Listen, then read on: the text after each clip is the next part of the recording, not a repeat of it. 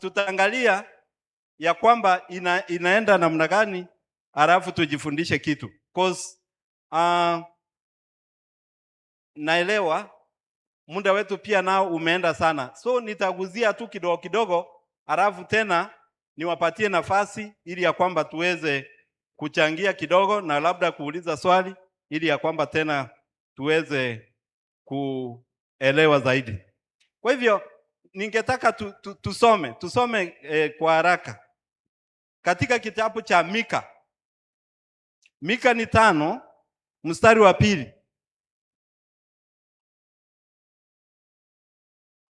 Mika 5 mstari wa 2. Tusikie inasema nini? Ndio.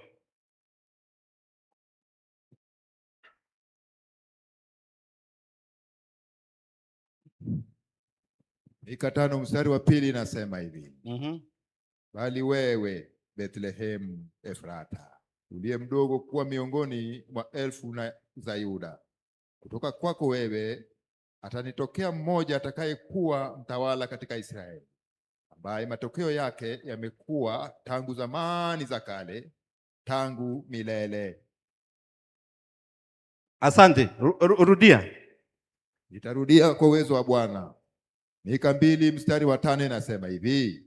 Basi wewe Bethlehemu Efrata, uliye mdogo kuwa miongoni mwa elfu za Yuda, kutoka kwako wewe atanitokea mmoja atakayekuwa mtawala katika Israeli, ambaye matokeo yake yamekuwa tangu zamani za kale, tangu milele. Asante.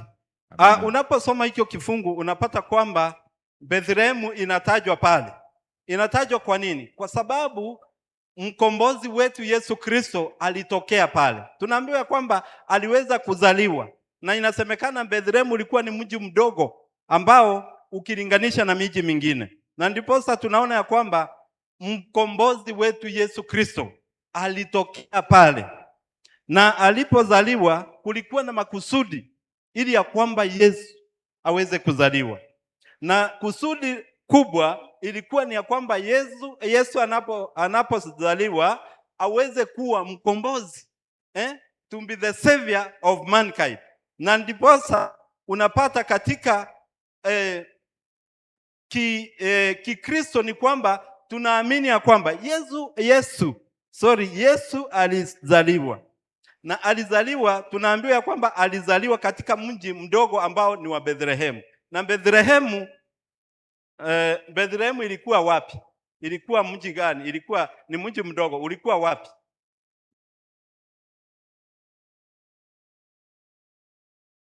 Ni kama kuuliza umoja iko wapi? Yaani kwa kifupi, umoja uko Nairobi.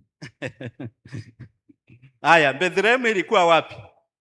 Kwa sababu umesoma ukasema ilikuwa Bethlehemu ulikuwa mji mdogo ambapo ulikuwa miongoni mwa nini zingine?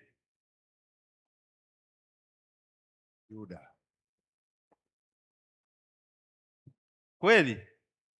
Kweli Elda Kasereka, naona kitu inakuchoma choma.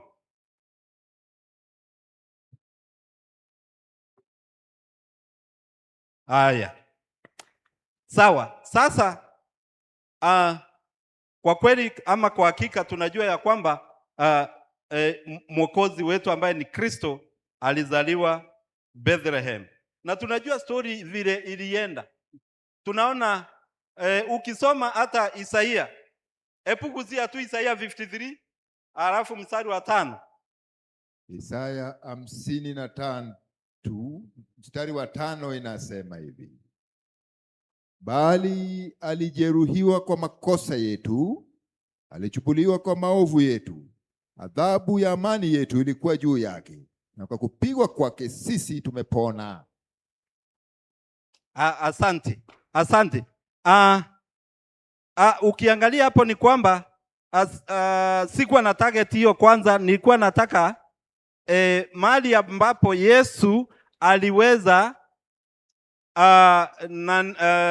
Mariamu aliambiwa kwamba atachukua mimba 7:14 atachukua mimba ili ya kwamba na ataweza kumpata mtoto, na tunaona naye Yusufu anaambiwa ya kwamba atakuwa mwana wake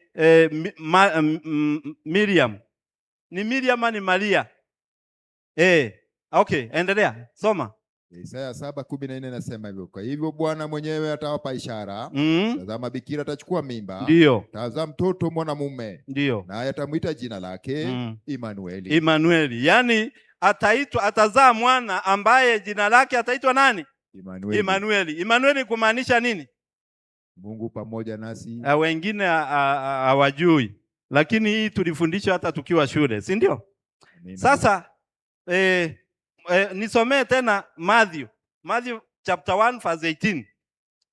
Uguze 18 urukaruke mpaka 20:25. Mathayo 1:20-15 inasema hivi, 18 inasema hivi. Kuzaliwa kwake Yesu Kristo kulikuwa hivi. Mariamu mama yake alipokuwa ameposwa na Yusufu, ndio, kabla hajakaribiana naye, alionekana ana mimba kwa uweza wa Roho Mtakatifu. Niende gani sasa? Haya, songa hiyo inafuata. Kwa Yusufu mumewe, kwa vile alivyokuwa mtu wa haki, asitaki kumwaibisha, aliazimu kumwacha kwa siri. Basi alipokuwa akifikiria hayo, tazama, malaika wa Bwana alimtokea katika ndoto akisema, Yusufu mwana wa Daudi, usihofu kumchukua Mariamu mkeo, maana mimba yake ni kwa uwezo wa Roho Mtakatifu. Naye atamzaa mwana, nawe utamwita jina lake Yesu, maana yake ndiye atakayewaokoa watu wake na dhambi zao. Asante. Fikisha tu hapo kwa sababu ya muda. Mafungo haya tunayasoma ili ya kwamba yaweze kutueleza ni jinsi gani ama Yesu alikuja kuzaliwa namna gani. Na vile tunaona ni kwamba kupitia kwa Roho Mtakatifu Mariamu akachukua mimba, na tunaona kuna kitu kinajitokeza hapo pia. Ninasema ya kwamba Yusufu alipojua hii maneno akasema ya kwamba anataka kumwacha, lakini hakuelewa hii ni mipango ya Mungu, ya kwamba huyu azaliwe kupitia kwa Roho Mtakatifu ili ya kwamba akuje aweze kuwa mkombozi wa dunia hii.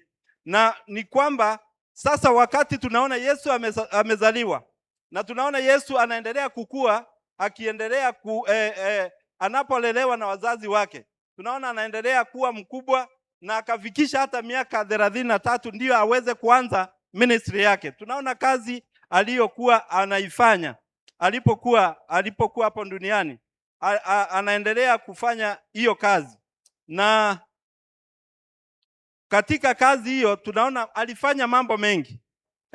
Aliweza kuombea wagonjwa, aliweza kuponya hata na wagonjwa. Kazi nyingi ambazo tunaweza tukataja aliweza kufanya, lakini ilifika mahali, kwa sababu nakimbia kwa haraka, ilifika mahali akaweza kupangiwa njama ili afanye nini? Auawe. Na ndiposa sasa ningetaka tuingie tuone katika kitabu cha Luka 23:33. Soma ukiendelea, nitakwambia mahali utakomea. Luka 23 ngapi? 33 inasema hivi. Na walipofika mahali paitwa ufuvu la kichwa, ndipo walipomsulubisha yeye na wale wahalifu pamoja, wale wahalifu, mmoja upande wa kuume na mmoja upande wa kushoto.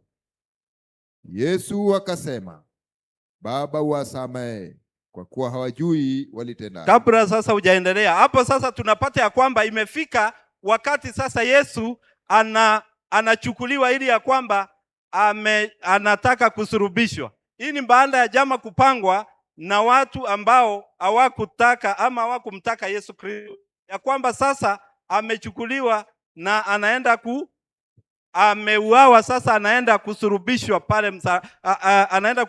pale msalabani. Na ndiyo tunaona ya kwamba anaenda kupelekwa hapo, inaitwa nini? Fufu.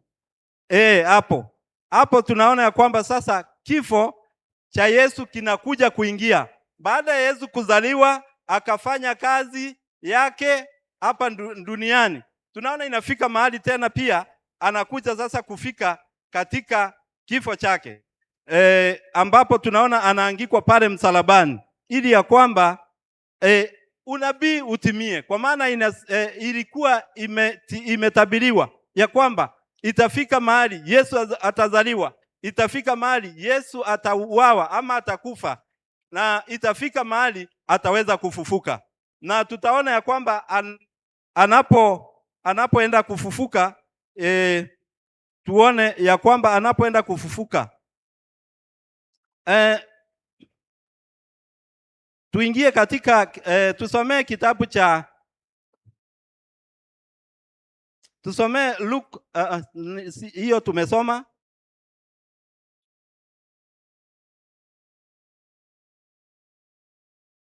Tusomee Matthew 28 verse 1. Matthew 28 verse 1. Kuendelea. Mathayo 28 mstari wa kwanza inasema hivi: hata Sabato ilipokwisha, ikapambazuka siku ya kwanza ya juma. Ndiyo. Mariamu Magdalene na Mariamu yule wa pili walikwenda kulitazama kaburi. Ndiyo. Na tazama, palikuwa na tetemeko kubwa la nchi, kwa sababu malaika wa Bwana alishuka kutoka mbinguni. Yes. Akaja akaivingirisha lile jiwe kalikalia. Ndiyo. Na sura yake ilikuwa kama umeme, na mavazi yake meupe kama theluji. Na kwa kumwogopa wale walinzi walitetemeka, wakawa kama wafu.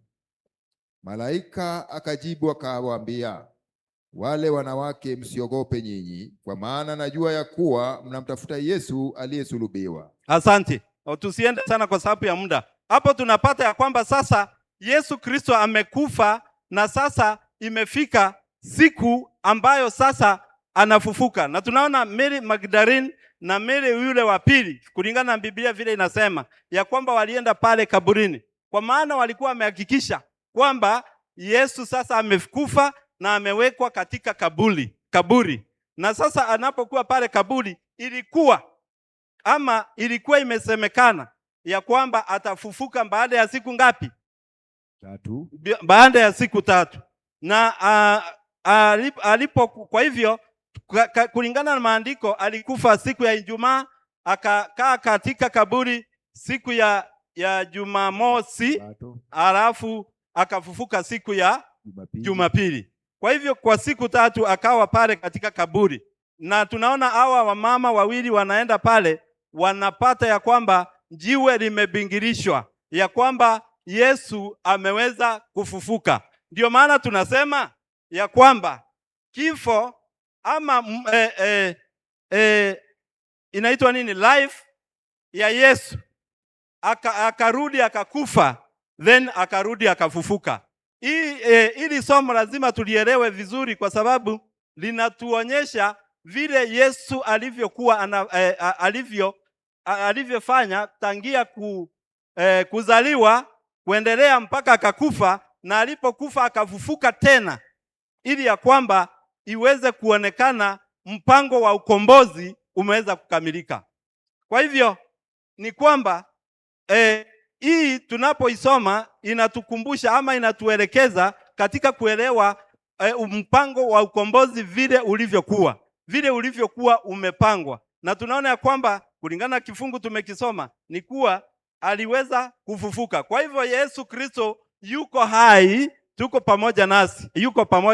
Na ndio maana tunapewa tumaini ya kwamba ingawa sisi wakati fulani tutaweza kukufa, tuna matumaini ya kwamba kama Kristo aliweza kukufa akafufuka, nasi tukifa tukiwa ndani ya Kristo tutaweza kufufuka. Amina. Na tutaishi milele na milele. So tusiwe na hofu kama Wakristo, ya kwamba bora tu tushikilie neno hili la Mungu ambalo linatuambia ya kwamba tumfuate huyu Yesu Kristo ambaye ni kielelezo chetu kama Wakristo, ya kwamba tufuate nyayo zake, na tukifuata hivyo hatutakuwa na mambo ingine, hatutakuwa na jambo la kuogopa, ila tu tunajua ya kwamba itafika wakati hata kama tutakufa, tutaweza kufufuka siku moja ili tuweze kuishi na Yesu Kristo milele na milele.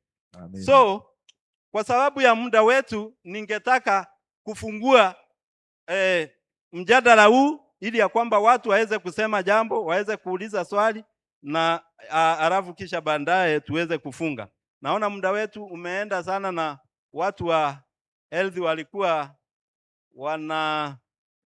wanasema watapiga kengele. Na hatutaki kupigiwa kengele. Yes. Naona kuna mtu ana mkono hapo, apatiwe mic.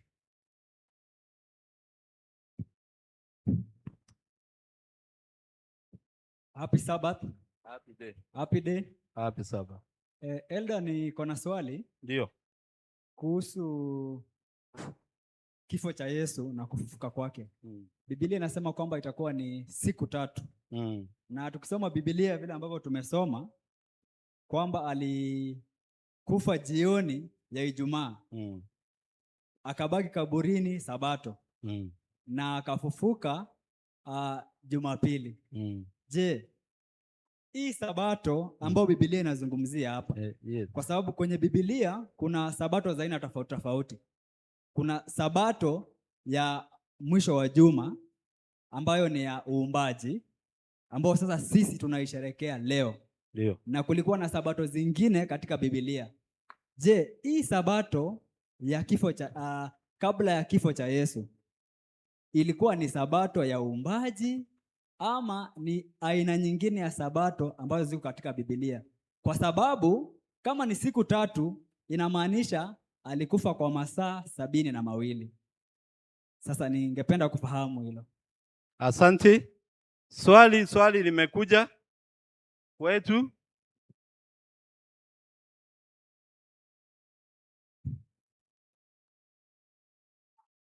Elder Moro, unataka kujibu hilo?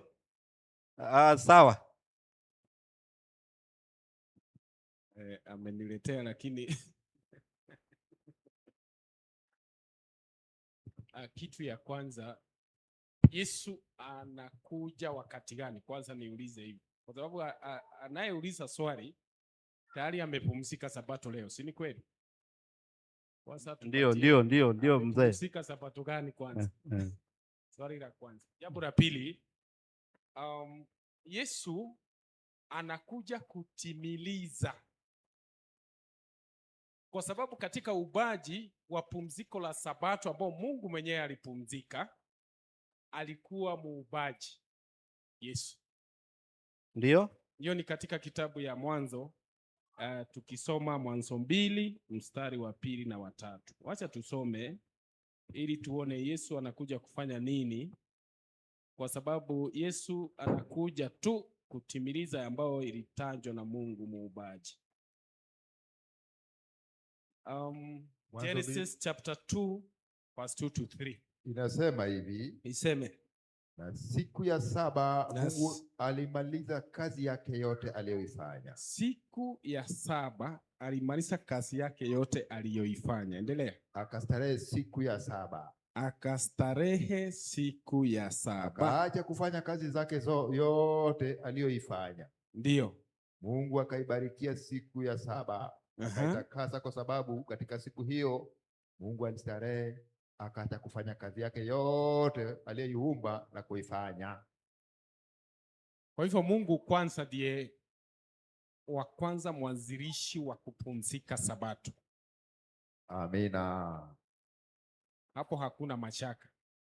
Ndiye mwanzilishi kwanza kupumzika Sabato. Jambo la pili, anapopumzika Sabato Mungu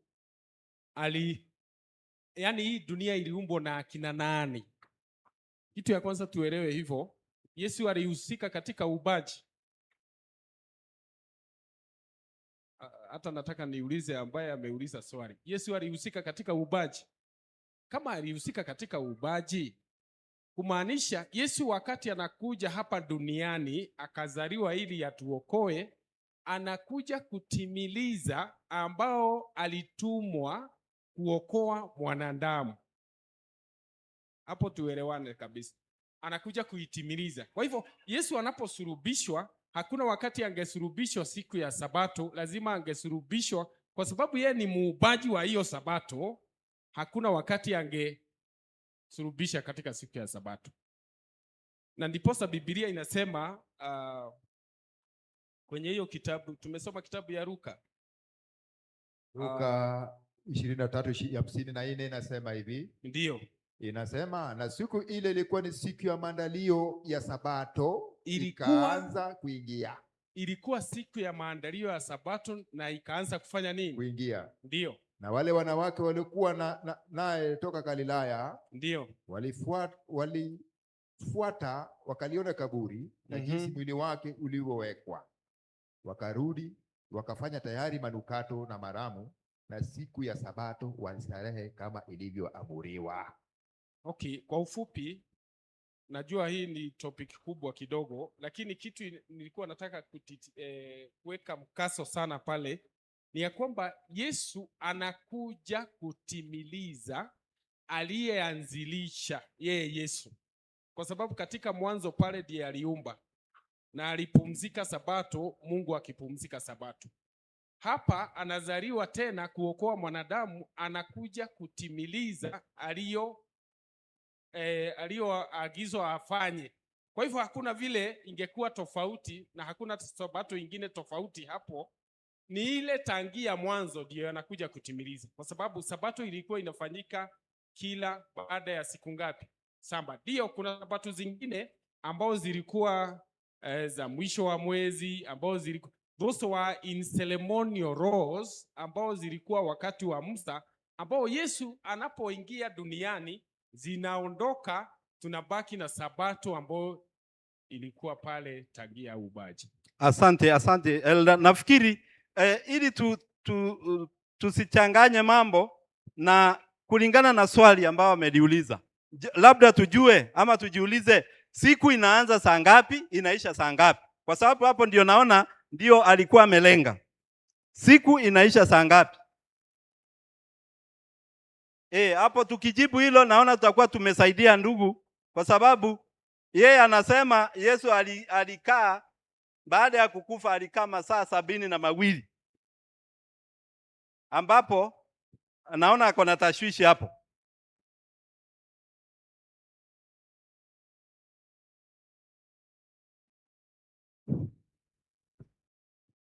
Jibu swali kwanza.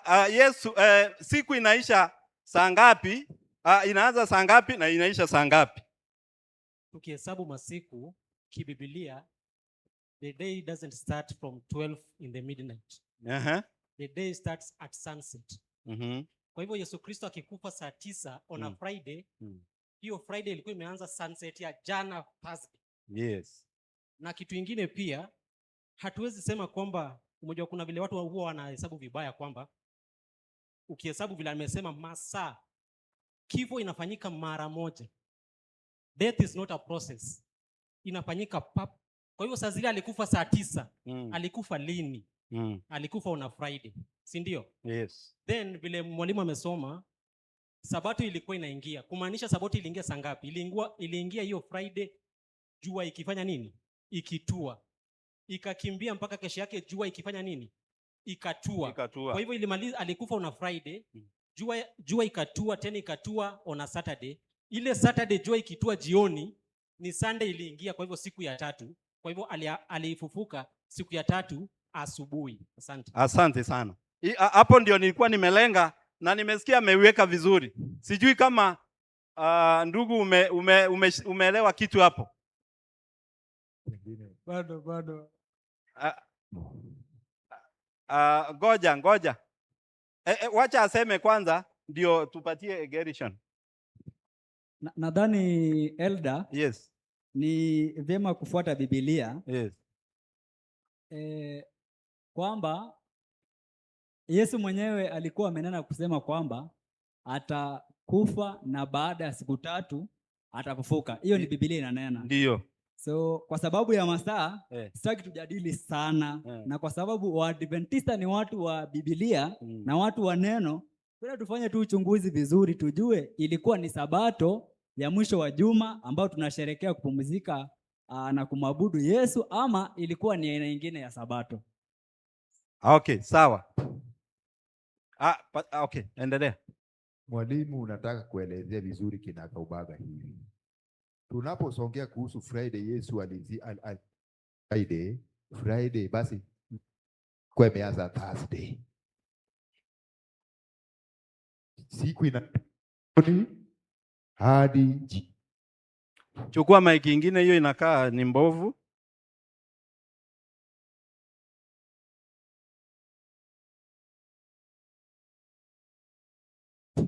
Sasa literally vile kuhesabu ndio ifike Yesu akufe Friday, hiyo Friday ilikuwa imeanza Thursday. Na ndio Saturday ifike Saturday ilikuwa imeanza Friday.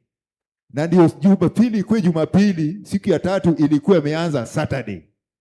Kwa hivyo ukweli ni kwamba Yesu alimaliza siku tatu, kwa sababu literally kama tunahesabu vile tunajua ilianza Thursday ikafika mpaka Friday jioni, siku moja.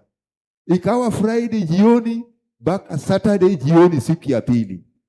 Kutoka Saturday jioni mpaka Sunday jioni, akafufuka masaa kadhaa Sunday. Yesu alimaliza siku tatu, Biblia haiwezi danganya. Asante. Nafikiri ile shida iko pale na ndugu ni kwamba ilikuwa sabato gani? Hapo ndio naona kuna jambo moja hapo.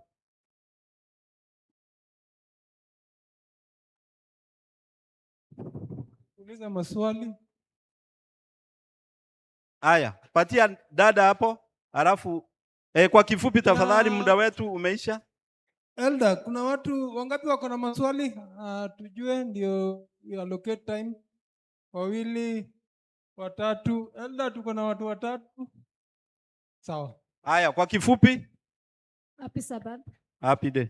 Okay, kulingana na mimi na vile ambavyo nimeweza kufanya uchunguzi wa maandiko ni kwamba ile siku Yesu walipomkamata siku ya Thursday, kutoka kuteswa kwake hadi kufa kwake, walianza kuhesabu siku tatu kutoka Thursday and Friday and Saturday ambapo aliweza kupumzika. Sorry, hebu rudia tena. Hiyo kulingana na vile nimefanya uchunguzi wa kimaandiko ni ya kwamba siku tatu ilianza kuhesabiwa siku walipomkamata Kristo, kumtesa hadi alipofufuka. Kwa hivyo ukihesabu wakati walimshika, walimkamata siku gani? It was on Thursday, the Wednesday ikiwa usiku. Kwa hivyo walianza kuhesabu kukufa kwa Kristo. Hizo siku tatu ni kutoka walipomkamata, kumtesa hadi alipofufuka. Hapo nimechanganyikiwa kidogo, kwa sababu Biblia inasema, tunasema ya kwamba kufa. Biblia haijasema kukamatwa, ama mimi ndio sijasoma vizuri? Okay, sawa, amesema yake, lakini tutarekebishana tu. Patia huyo mwingine. Katika jina la Yesu, amjambo. Hatujambo. Yangu ni swali. Ukiangalia kuna mahali Yesu alifika akasema hiyo kikombe iweze kumwondokea, meaning aliona kuna burden mbele yake.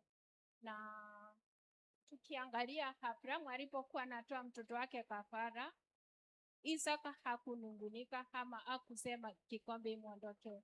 Hata kama ilikuwa imepangwa, si Mungu angeonelea, yani angeona huruma kwa mwenye aliomba kikombe kimwondokee, ache huyu Isaka aweze kuikomboa dunia. Umeshika hiyo Elda? Hiyo ni swali. Nimesikia, lakini tukisahau atarudia. Happy Sabbath. Happy day. Kulingana na swali ambalo ndugu ameuliza, kama kwamba sabato ile Yesu alikamatwa Friday yake ni sabato hii yenye tunaabudu leo ama ni sabato zingine? Jambo la kwanza, ukisoma kitabu cha Leviticus 23 verses 5 inasema in the 14th day of the first month at even is the Lord's Sabbath. And on the 15th day of the same month is the feast of unleavened bread unto the Lord. 7 days ye must eat unleavened bread. Kwa hivyo tunaona kulingana na kitabu cha Leviticus, Lord's Supper ama Pasaka ilikuwa siku ya 14 ya mwezi kulingana na kalenda ya Wayahudi. So siku ya 14 ilikuwa siku ya Jumatano ambayo ndio walikuwa na Pasaka. Sasa baada ya siku 14 Biblia inasema kwamba walikuwa waendelee na sabato zingine 7 kwa siku 7 za mikate isiyotiwa chachu. So siku ya 15 walikuwa waendelee Waisraeli na sabato na sabato zingine ambazo ni za unleavened bread. Lakini katika sabato hizi 7, sabato ya siku ya 7 ambayo ndio ya uumbaji ilikuwa katikati. Kwa sababu siku ya 14 ilikuwa ni siku ya Wednesday.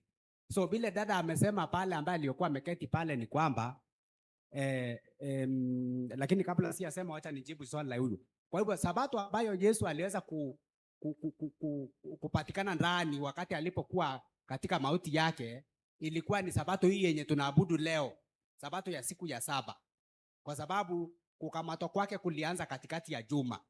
Sasa Ijumaa, vile Biblia inavyosema, Ijumaa jioni saa 9 akatolewa katika msalaba, akaenda akazikwa, na Biblia ikasema wamama wakafanya haraka ili waende wakapumzike sabato. Kwa hivyo sabato ni hii ambayo tunapumzika, ndio Yesu alikuwa amelala katika mauti. Unaona? Sasa turudi katika ile swali ambao dada alikuwa anasema ya siku 3 na michana mitatu. Kitabu cha Warumi cha Mathayo 12:40 nasema for as Jonas was 3 days and 3 nights in the holy's belly, so shall the Son of Man be 3 days and 3 nights in the heart of the earth. Kwa hivyo Yesu anasema kama vile Jona alikuwa katika tumbo ya samaki michana mitatu na usiku 3, ndivyo mwana wa Adamu atakavyokuwa katika moyo wa nchi. Kwa hivyo Yesu kusema kwamba atakufa katika siku 3 na afufuke katika hizo siku 3 haikuanza Friday jioni wakati alipokufa saa 9, kwa sababu ukihesabu kuanzia saa 9 mpaka Jumapili asubuhi haifiki siku 3. Unaona? Haifiki siku 3. Lakini sasa vile dada amesema siku 3 za masaa 72 zinaanza Jumatano jioni wakati Yesu alipokamatwa. Kwanza kukamatwa kwake Jumatano usiku ule, Alhamisi wakawa na Pasaka, Yesu akashinda amefungiwa. Ijumaa Alhamisi jioni wakawa watena kumpeleka kwa Kaisari, kwa Herode, kwa nani. Asubuhi Friday saa 3 Yesu akasulubishwa msalabani na akafufuka Jumapili asubuhi. Kwa hivyo siku 3 na michana mitatu zinaanza Jumatano jioni. Asante. Haya, imekuja in another perspective. Sasa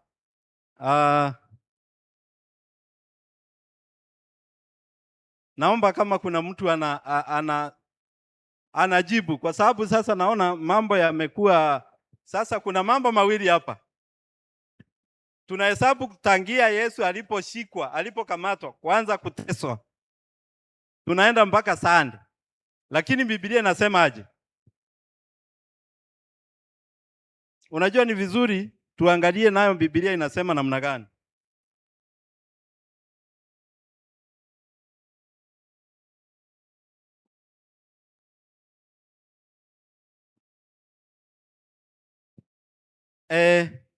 Hebu tusome Matthew 27. Mathayo 27. 45. Mathayo 27:45 inasema hivi. Inasema basi tangu saa 6 palikuwa na giza juu ya nchi yote hata saa 9. Na kama saa 9 Yesu akapaza sauti yake kwa nguvu akisema, Eloi Eloi lama sabakthani, yaani Mungu wangu mbona umeniacha? Na baadhi yao waliohudhuria waliposikia walisema, huyu anamuita Eliya. Mara mmoja wao wao akaenda mbio, akatoa sifongo, akaijaza siki, akaitia juu ya mwanzi, akamunywesha. Asante. Hebu soma 28 verse 1. Hata Sabato ilipokwisha ikapambazuka siku ya kwanza ya juma, Mariamu Magdalene na Mariamu yule wa pili walikwenda kulitazama kaburi. Endelea. Na tazama, palikuwa na tetemeko kubwa la nchi, kwa sababu malaika wa Bwana alishuka kutoka mbinguni, akaja akalivingirisha lile jiwe, akalikalia. Na sura yake ilikuwa kama umeme, na mavazi yake meupe kama theluji. Na kwa kumwogopa wale walinzi wakatetemeka, wakawa kama wafu.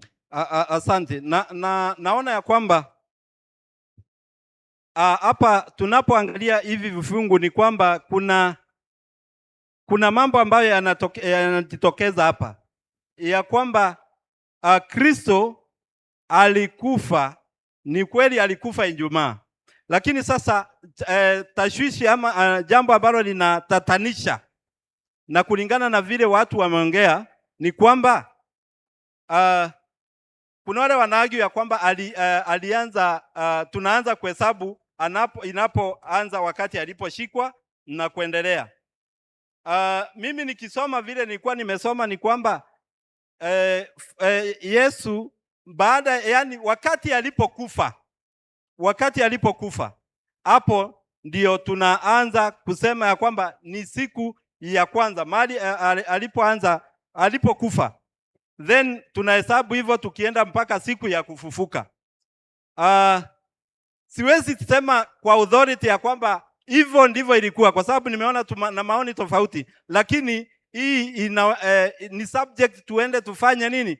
Tufanye uchunguzi zaidi, na kwa sababu ili ni kanisa tunaweza tukatafuta muda mwingine ili ya kwamba tuliingie ndani tuone ya kwamba kweli ilikuwa inasema nini. Hata mimi niende niangalie ya kwamba kwa kweli hapo hivyo ndio ilivyo, ndio ya kwamba wakati huo mwingine tuweze kuwa na jibu mwafaka kwa jambo hili. Lakini tunakubaliana tu kwa jambo moja ya kwamba Yesu Kristo alikaa siku 3 katika nimesema katika kifungu amesoma ndugu pale katika moyo wa ardhi kwa siku ngapi? Kwa siku 3. Hilo nalo tunakubaliana. Kwa hivyo ni kwamba naomba ya kwamba tuweze kusaidiana, tuende tuchimbue ama tuchimbe zaidi ili ya kwamba tuone inakuwa namna gani. Ninaamini ya kwamba tutapata nafasi nyingine ili ya kwamba tuendelee kutoka mahali ambapo tumeweza kuachia, na nafikiri kwa sababu ya muda tutakomea hapo, then next time tukipata nafasi tutaweza kuendelea.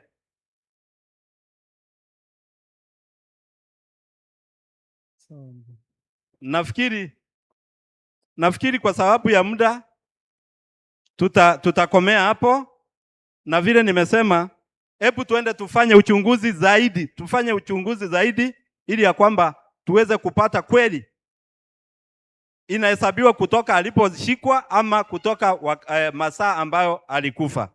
Na kwa hayo machache Mungu wetu aweze kutubariki. Watu wako kanisani kweli? Ama watu wamechanganyikiwa zaidi? Sawa kabisa. Naona muda wetu umeisha. Ni saa 9:30. Tulikuwa tumepewa 30 minutes. Tusimame. Ili jambo nafikiri tutalirejelea tena ili tuweze kupata namna. Hebu tuweze kuomba. Baba yetu na Mungu wetu wa mbinguni, ni masaa mengine ya alasiri tumekuja miguuni pako, tukiwa na wingi wa shukrani Mungu wetu, kwa maana wewe ni Mungu mwenye huruma, mwenye upendo. Hii ni kwa sababu umetuhurumia mpaka tukaona masaa haya. Hii ni baada ya kuwa na services kutoka asubuhi mpaka masaa kama haya. Mungu wetu nalishukuru jina lako. Asante kwa watoto wako hawa ambao wameweza kurudi na tumeweza kusemezana kwa jambo ambalo lilikuwa mbele yetu. Tunaomba ya kwamba Mungu tukatupe uwezo wa kuweza kulielewa jambo hili kinaga ubaga, ili ya kwamba lizikatuletee tatizo lolote, bali Mungu tukalielewe jinsi upendavyo, na ya kwamba kila mmoja utupatie nafasi ya kuweza kulichunguza zaidi na liweze kuwa limefafanuliwa kwa njia ipasayo na kwa njia ya kiunaga ubaga. Mungu wetu, asante kwa nafasi ambayo umetupatia. Tunakushukuru Mungu wetu, hata tunapoingia katika kipindi kingine, tunaomba kwamba kupitia kwa Roho wako Mtakatifu uongoze mnenaji atakayeingia, na ili ya kwamba aweze kutuelekeza na tuweze kusikia neno lako kupitia kwake, na baadaye tuweze kusema kweli tumebarikiwa kupitia kwako. Jina lako litukuzwe, mapenzi yako yatimizwe sasa na hata milele. Ndilo ombi letu katika jina la Yesu aliye Bwana na mkombozi wetu. Mungu wetu atubariki.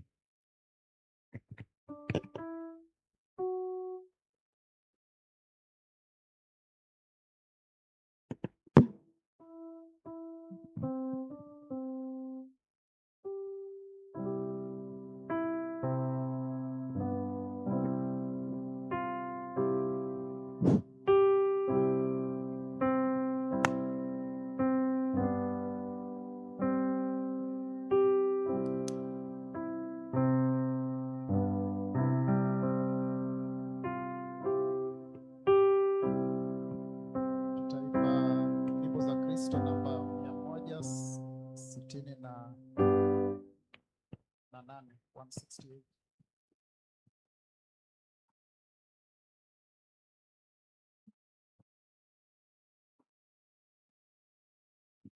Stanza 1 na chorus. 111. Tabibu mkuu, kama tumesimama 111.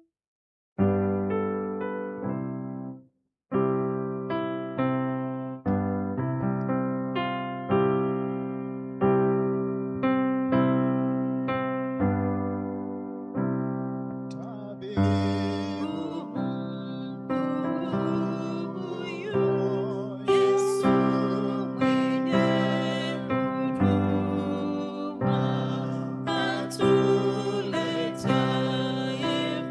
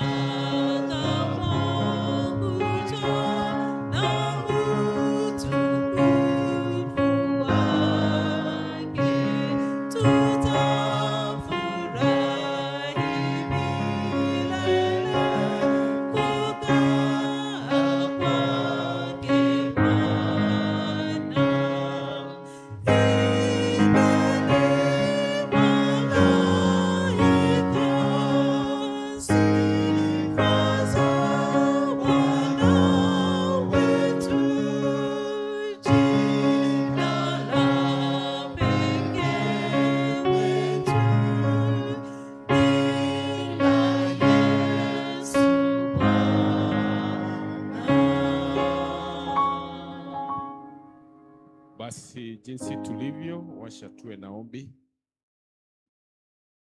Baba mtakatifu mwenye uwezo na mamlaka, tuna wingi wa shukran kwa nafasi ambayo umetupatia.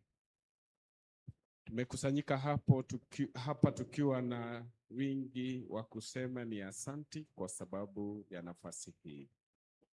Mungu, tunakuomba tunapoendelea kwenye mafundisho haya, tuomba uwepo wa Roho Mtakatifu akawe nasi, na zaidi ya yote ukamtumie kama shombo mtumishi wako, ili tupatie ujumbe ambao utoka kwako.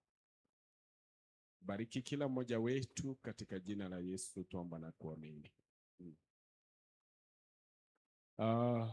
Asante sana. Imefika wakati tunaingia moja kwa moja katika mafundisho ya masaa haya saa ya jioni, na ningependa niwaulize hivi, pengine umekaa kiti ambao umekaa hapo mbele hakuna mtu, siuluke hapo, at least hata mhubiri awe na nafasi ya kuona vile mmekaa.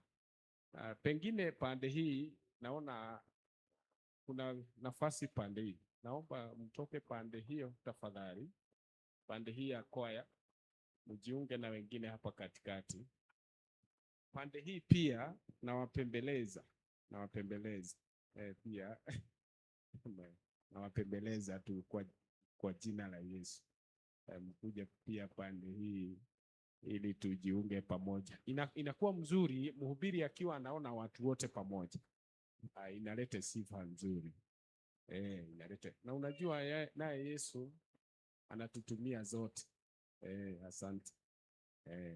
Sitaki nisome fungu ya Biblia, lakini wakikataa nasoma fungu ya Biblia lakini naona wametii. Asante sana.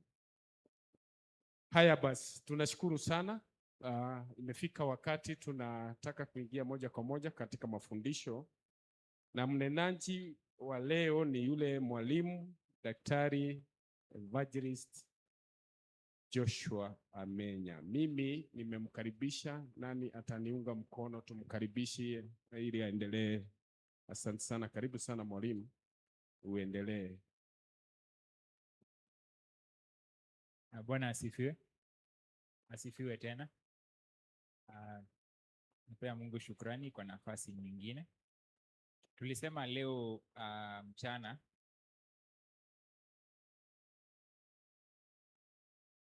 tutazungumzia masuala ya afya, lakini nitazungumzia ugonjwa wa saratani kwa undani zaidi.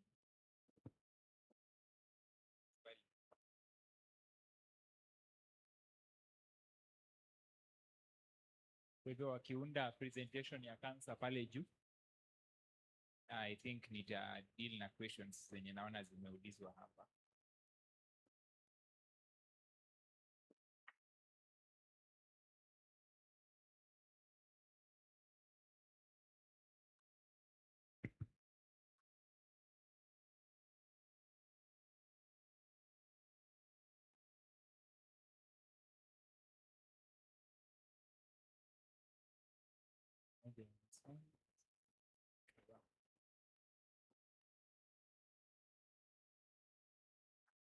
Lakini nakumbuka swali yenyewe.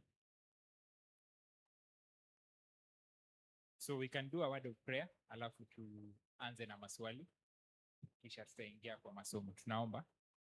Baba yetu uliye mbinguni, tunaomba kwa njia ya kipekee kwamba wewe ndio mwalimu wetu. Nitumie kama chombo cha kipekee kwa minajili ya neno lako. Tunaomba haya katika jina lake Yesu Kristo ambaye ni mkombozi wetu.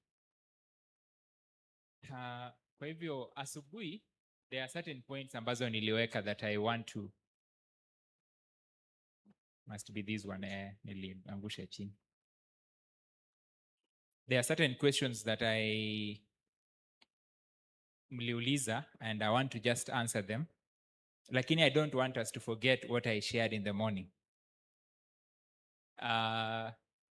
In the morning niliwaelezea that who is the healer? God. Who is the healer? God. the medical missionary work does not in any way replace God. It is the agency that God uses to carry out his work. And maybe as they are putting up the slide, I don't know kama mtu anaweza tafuta kwa kitabu Medical Ministry page 14 paragraph 2. Wale wako chap kwa Ellen G. White Estate kwa simu. Medical Ministry page 14 paragraph 2.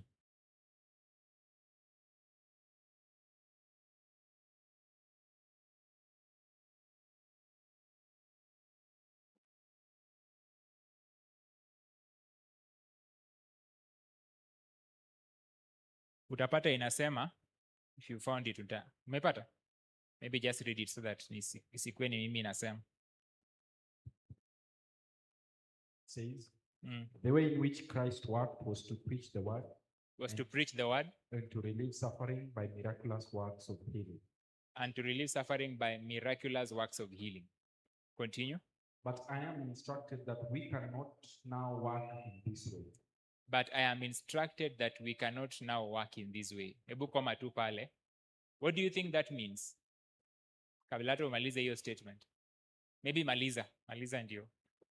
But I am instructed that we cannot work in this way. We cannot work in this way. For Satan will exercise his power by working miracles. For Satan will exercise his power by working miracles. God's servants today could not work by means of miracles. God's servants today could not work by means of miracles. Because spurious works of healing claiming to be divine will be wrought. Because spurious works of healing claiming to be divine will be wrought. Koma tu pale kwanza, but weka full nini hapo, pause hapo juu nitarudi. Na ukisikia jinsi ambavyo anazungumza, anasema the way in which Christ worked was teaching the word combined with healing, miraculous works of healing. But I am instructed that we cannot now work in this way. Because spurious works of healing claiming to be divine will be wrought. Spurious inamaanisha false, counterfeit. Na nikuulize swali, kwa makanisa ambayo si ya Sabato, what is their biggest selling point? Miracles. Can we essentially say that they are all of God?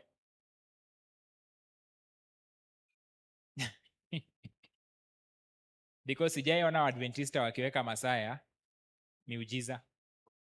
Tuko na miujiza ya kuponyaji kutoka saa 4 hadi saa 6. Mmeiona kanisa, mtu ameenda kanisa wa Adventista mkaona tumeweka. Now I want to ask you a question. Biblia inasema wale wenye wako na shida waombewe na wapone. Does the Bible say heal the sick? It does. Ama isemi? Si imesema? Na the disciples pia walifanya hivyo. Hebu soma Matthew 12. It's Matthew 10 verse 1, not 12. Matthew 10, it should be 10.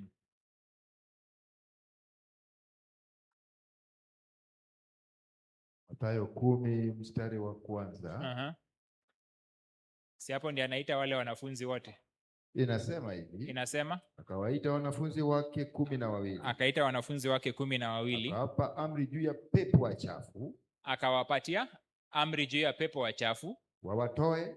Wawatoe na kupoza wagonjwa na kupoza wagonjwa na yote na udhaifu na wa kila namna, kila aina. Kwa hivyo what did Jesus give the disciples? The power to heal the sick. Do you think he has withdrawn that power from the church? His church. Umesikia kile amesema medical ministry?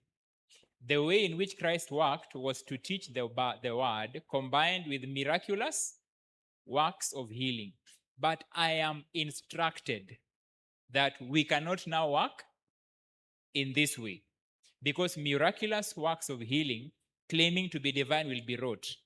And then maliza sasa the next paragraph, the next line. Inasema no, si hapa. Yule wa medical ministry page 14 paragraph 2. For this reason, For this reason, the Lord has marked out a way in which his people are to carry forward a work of physical healing the Lord has worked out a way in which people are to carry forward a work of physical healing combined with the teaching of the word. with the teaching of the word. Sanitariums are to be established, Sanatoriums are to be established. and with these institutions are to be connected workers Uh-huh. who will carry forward genuine medical missionary work. Just koma pale kwanza. So what are sanatoriums?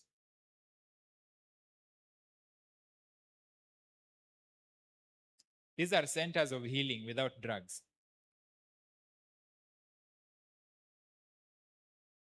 Ama mnashangaa? Nataka ufanye jambo moja. Just type in your Ellen White estate, andika without drugs, then just read for me 3 quotations peke. The first ones you will meet. Wale wako na search bar. So you know that thing is a toolkit. You can just search. So you're not looking for anything. Just andika without drugs. Then whatever hit you get, nisome the first 2. Si ndio? In that way, we can't say I have selectively read a particular quote. Nisome tu. Anybody who's found a quote?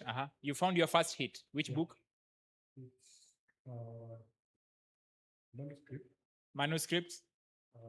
4:18 paragraph 6. Inasema? It says, these are the difficulties that obstruct our way, but the Lord has a place for us somewhere. We need an institution where the sick may be treated without We drugs. need an institution. Si amesema sanatoriums are to be established. We need an institution where the sick are to be taken. Where the sick may be treated without May be drugs. treated without drugs. Continue. This matter is continually presented before me. Is how many times? Continually. Continually presented before me. Now, can you read the next line? Read the next hit, whichever other hit you will find.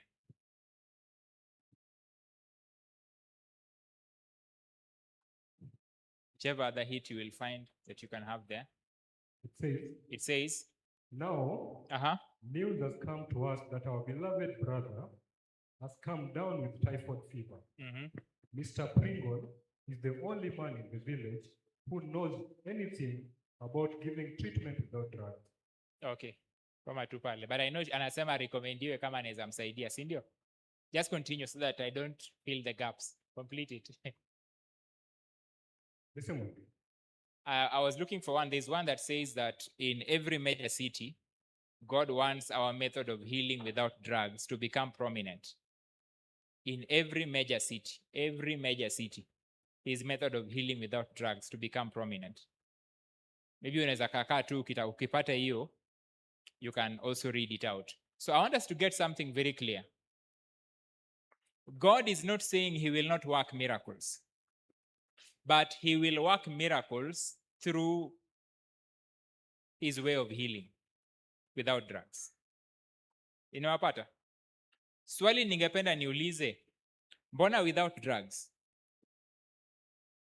Because in the time of trouble, Adventists will neither buy or sell or use their NHIF cards or SHA or insurance or go to hospital. Lakini kutakuwa na wagonjwa wengi sana.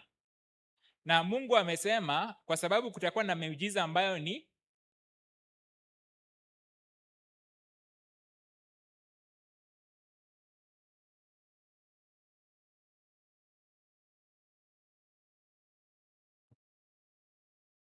watu wake hawatatumia mbinu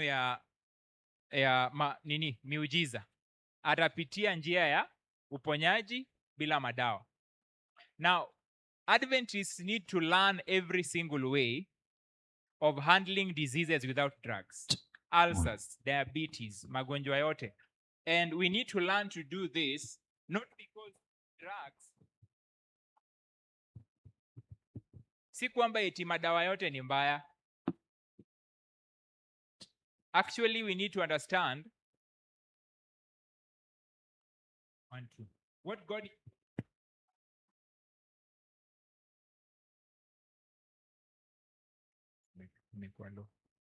is not saying that medications essentially are to be thrown out. What he's saying is we should not make them the major focus of treatment. Because as we near the end, we will not be able to access them.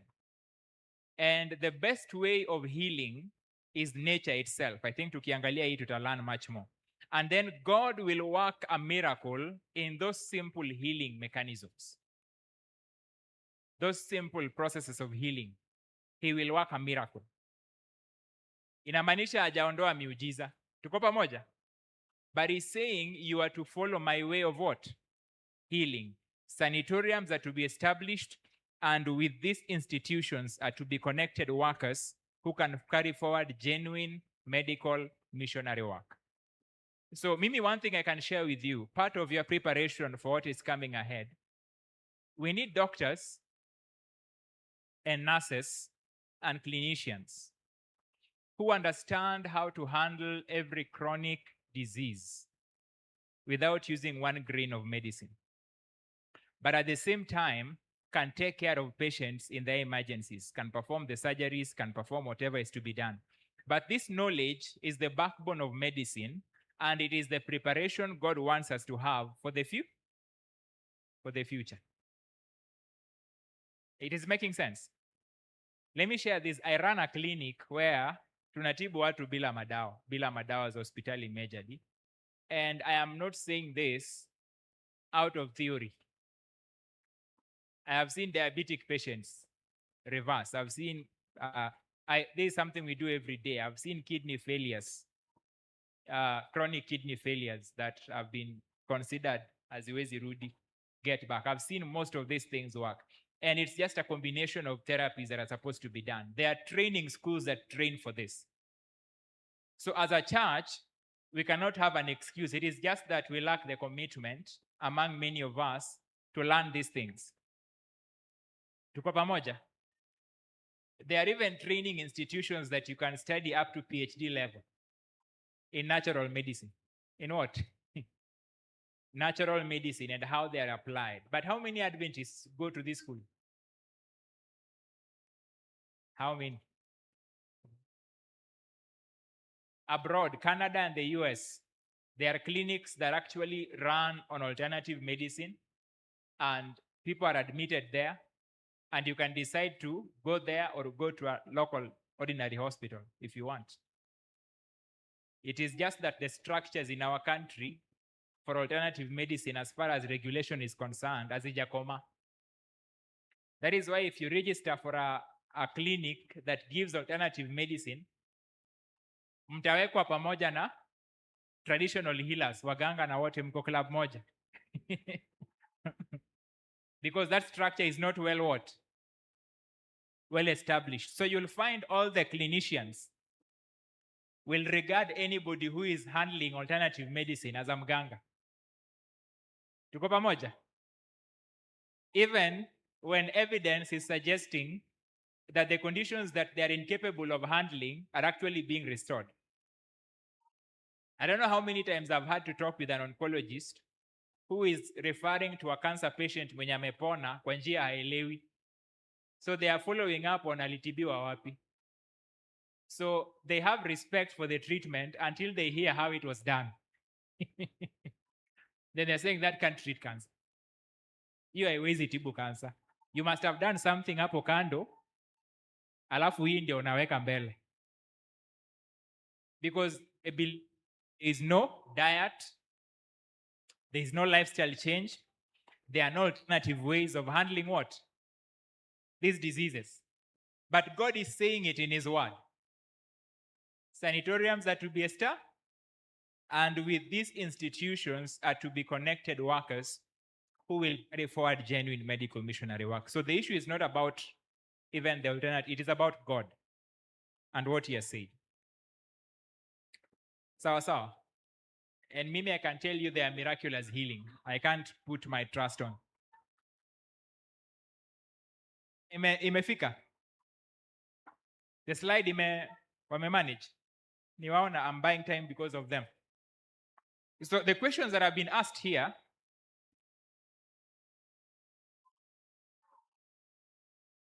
some of them are matibabu, So I'll see which ones to answer, which ones I may ask the persons to see me or call me later. Why is the health message anti-animals products, yet Jesus Christ's diet was butter and honey, courtesy of Isaiah 7:15?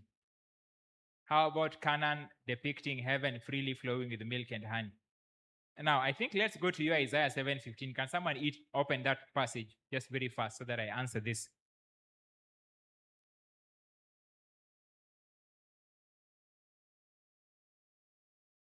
Why is the health message anti-animals?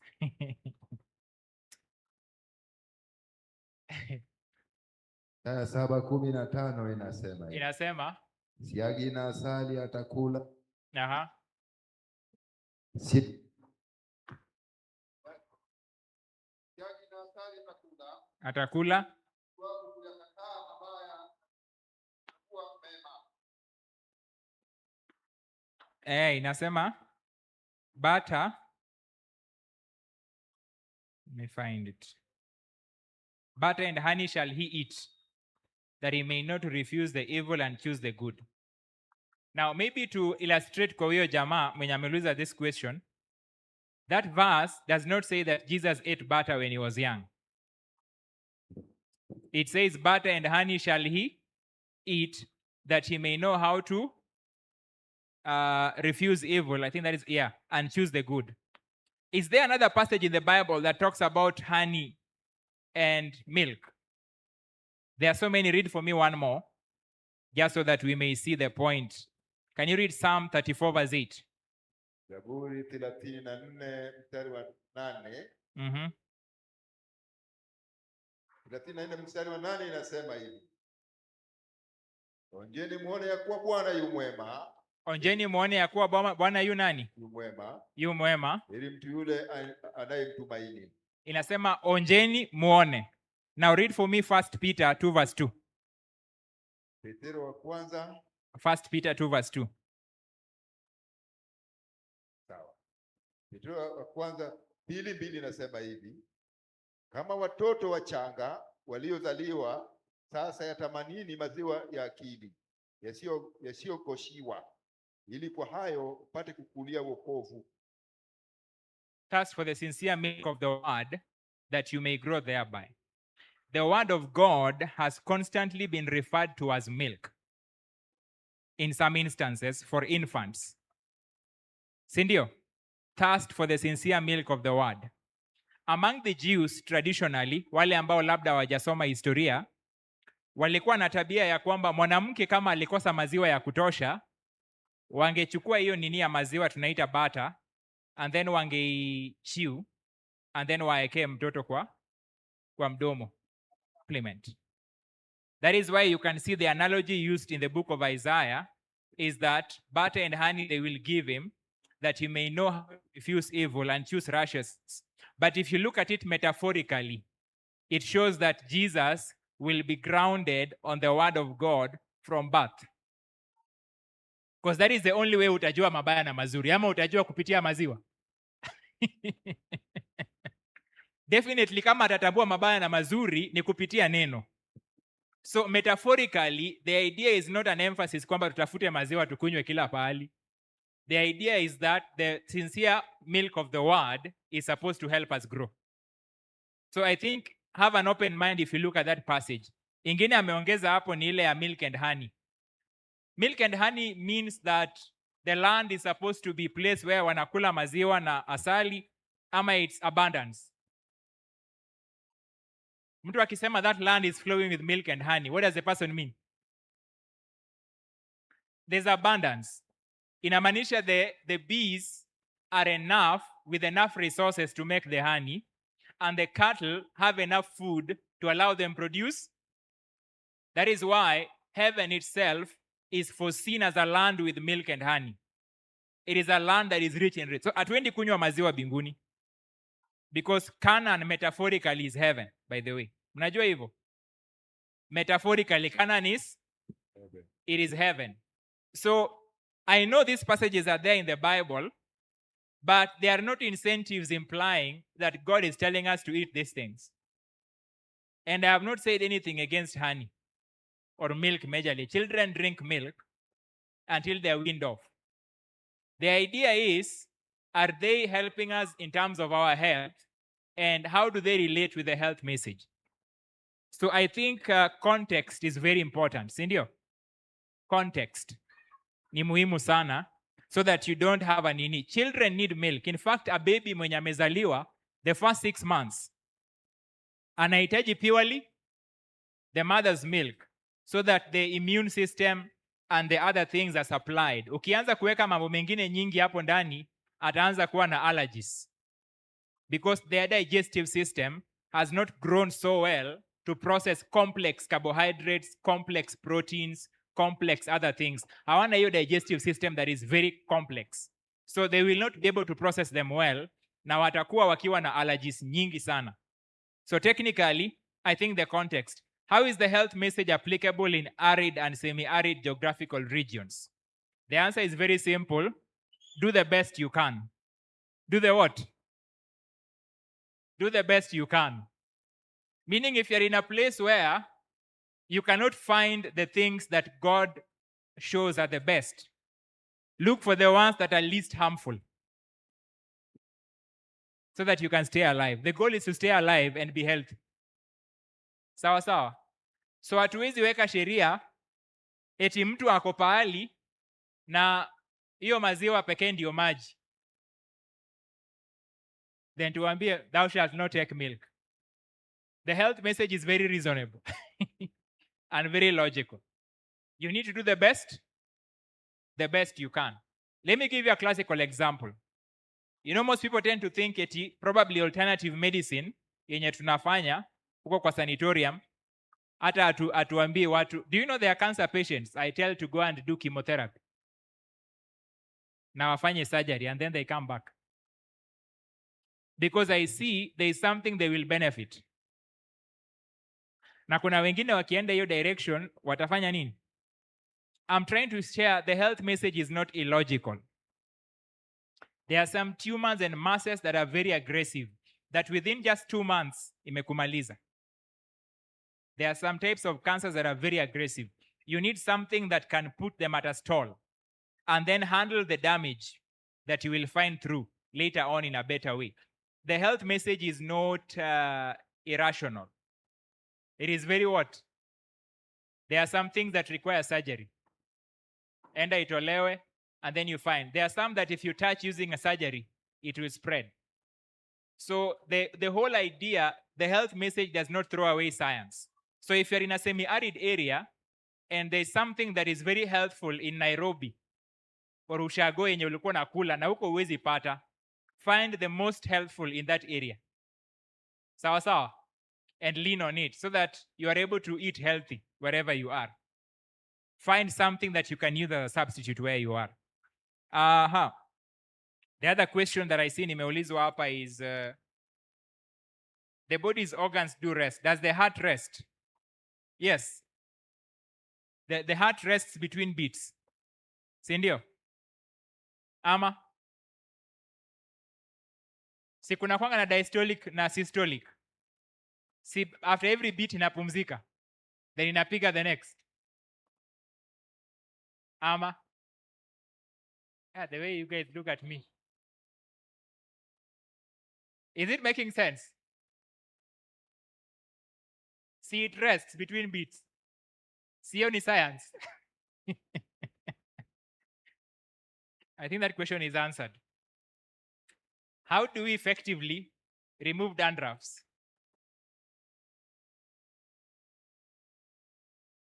I know there are people who use sulfur to remove dandruffs, but if you want to use alternative approaches for removing dandruffs, the best way, or one of the best ways of removing dandruffs is after you have shaved that hair to the point where which umefika kwa scalp, you can take a mixture of aloe vera and popo milk. You know popo milk? Ile maziwa ya popo. Then you make something that you can smear on your head overnight. It will destroy anything, even ishilingi ama dandruffs that may be there. It's one of the effective ways of doing it. So you can mix aloe vera and pawpaw milk. You can do a bit of olive oil ndani yake to make it oily. Changanya na olive oil, do a mixture of the two. You can rub it on your head. It will help take care of that over time. So you can do it maybe for even 7 days. The milk is very important for things of that nature. We even use the pawpaw milk for deworming.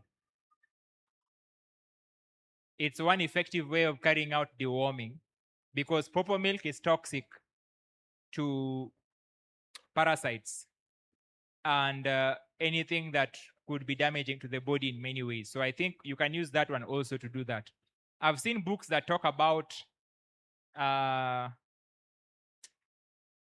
this thing's name inanipotea. In Kijaluo, the people call it a chalk. I don't know how it's called in English. It is? Yes?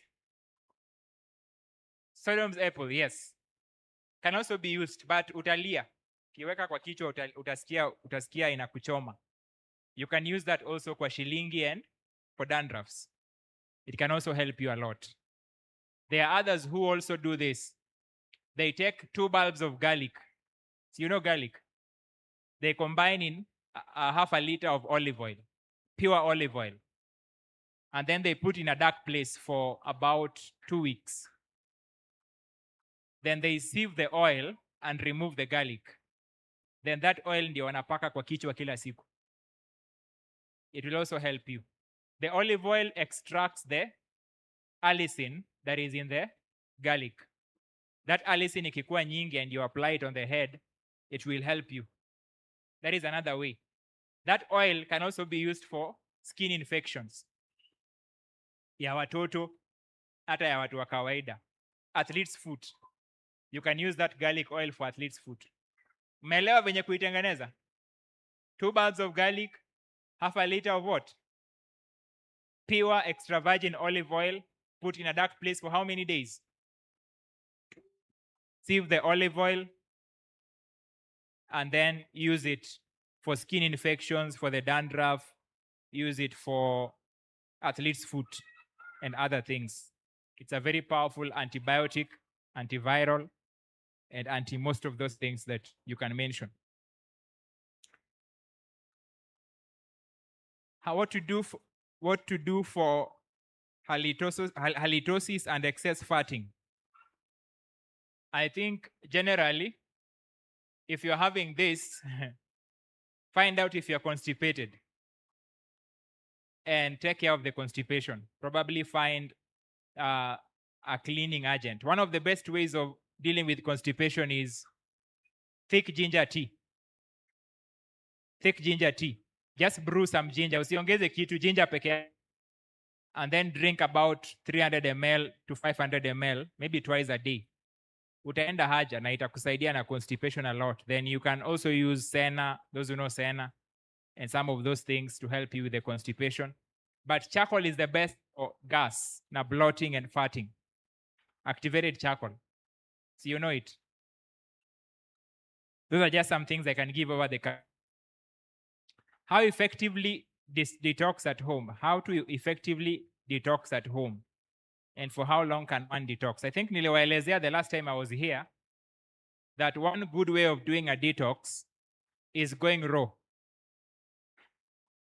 Going what? Going raw for a while. When you go raw, the body naturally turns into a cleansing mode. So you can do fruits or fruit juices.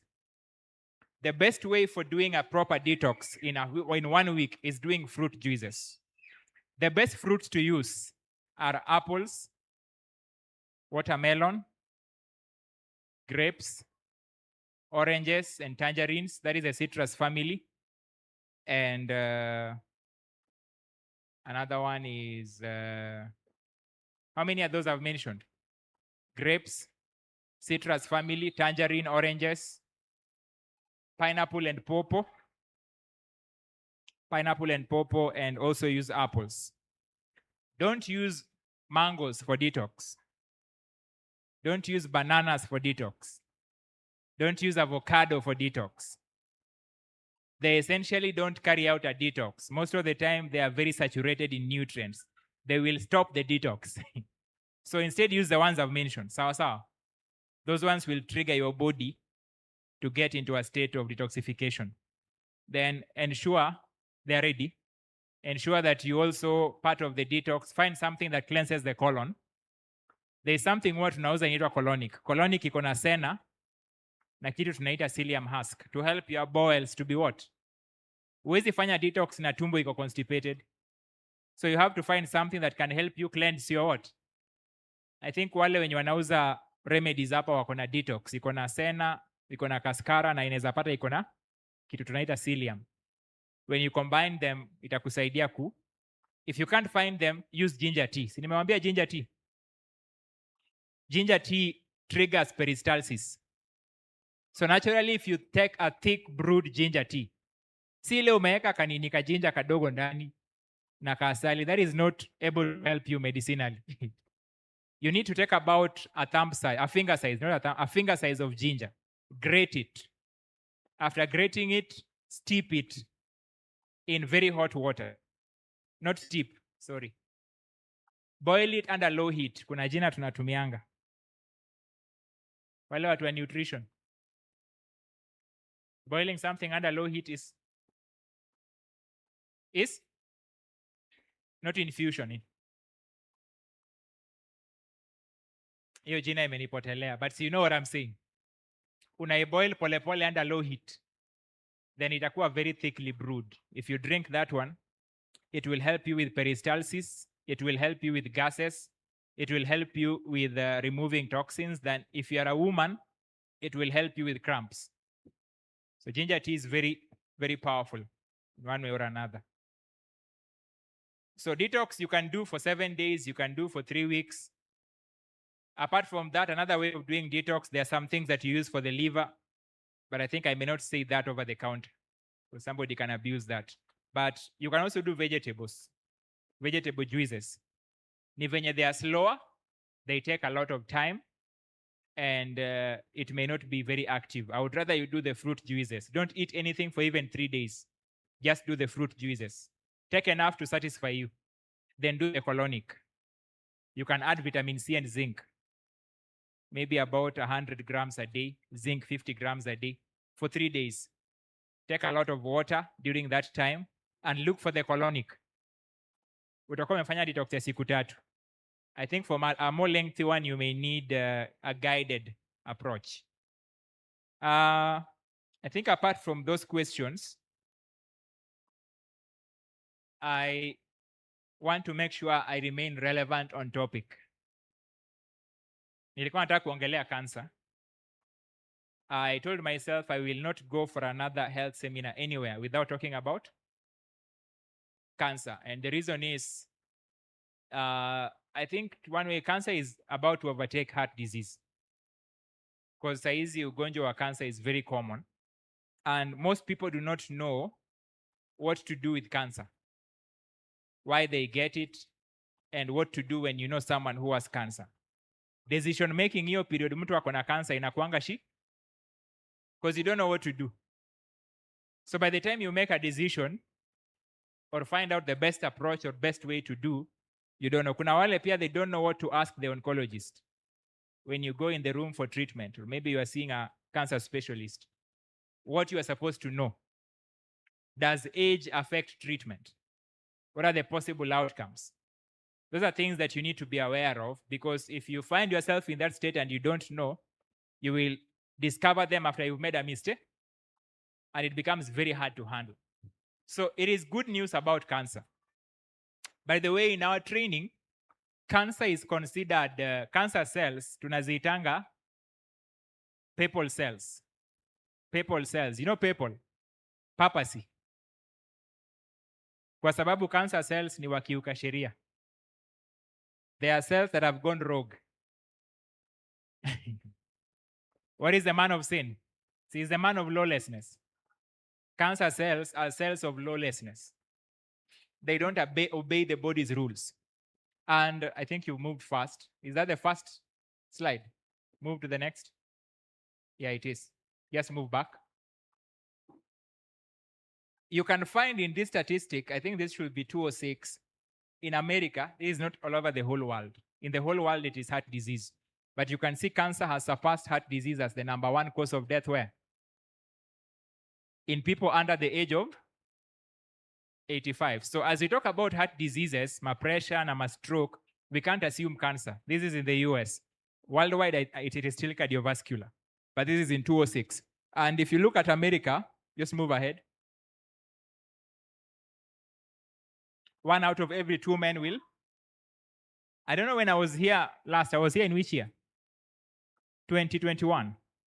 Siniliwambia, there was a prediction by the National Cancer Society, where they were saying that by the year 2025, out of every 2 people, out of every 3 people, 1 will have cancer. Niliwambia hiyo. Tuko mwaka gani sahi? Walisema hiyo masaa in the year 2025, out of every 3, 1 will have. Sahi tuko 2026. So what is happening? Out of every 3 women will get it. 1 out of every 4 deaths in this country is currently from cancer. Just move forward, because I want to get into the basics. Now, there are 2 things that I think are very crucial, and I said these are things we'll talk about today. To be able to beat cancer, that you need to know. 1, you need to know and act on the 7 cancer warning what? Then number 2, you need to know and undergo the appropriate what? Screening tests. Most of the time when you meet a cancer patient, you will find the sign was there for even 10 years. That thing may develop and turn to a cancer, but they did nothing. There's something that if they only acted in time, they only went to a doctor, they only had a screening done, the story may have been different. But nothing was done.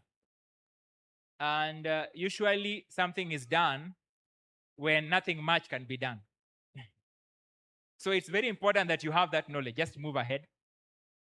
So what are the 7 warning signs of cancer? Just move ahead, please. There are some warning signs that you need to have a knowledge about that should lead you to visit a clinician, to go see a doctor, to be able to verify. And when I say about that, you may not even want to go to a low-level clinic. You may want to go to a place where assessments are done properly. You know, there are some people who visit clinics for assessment, but they dismiss them as ulcers. They dismiss that condition as something else. And they dismiss and dismiss and dismiss until you meet some serious guy who says, let's do a CT. And that is when they discover that there's something that could be way, way worse. So number 1 is a change in bowel or bladder what? Bladder habits. If you notice there is that blood in the stool, yenye inashinda ikikuja na inaenda, you can't just sleep on that. Sawa sawa. It could be an indication of a colon what? Mass or tumor. It could be anything else, but it could also be that. So that dark stool inafaa kuwa kala gani? It should range with the food, but you cannot be having black stool. Black. If you realize your stool is getting black, then it means there's blood. Sawa sawa. Generally, you need to actually see a physician. So a change in, and then unapata ujaenda haja kubwa for several days na ni kitu inaendelea. Unaenda siku moja, unakaa siku 3, ama siku kadhaa, tena unaenda tena. That is a change in bowel what? Habits. You may be having an obstruction in your bowel, ama kuna shida iko huko ndani.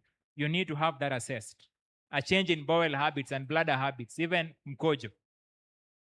Prostate cancer, prostate enlargement zinaanzanga na you are trying to empty but you can't. Huwezi empty bladder yako completely. I told you the other time when I was talking about reproductive health, I think, was it on Tuesday or Wednesday?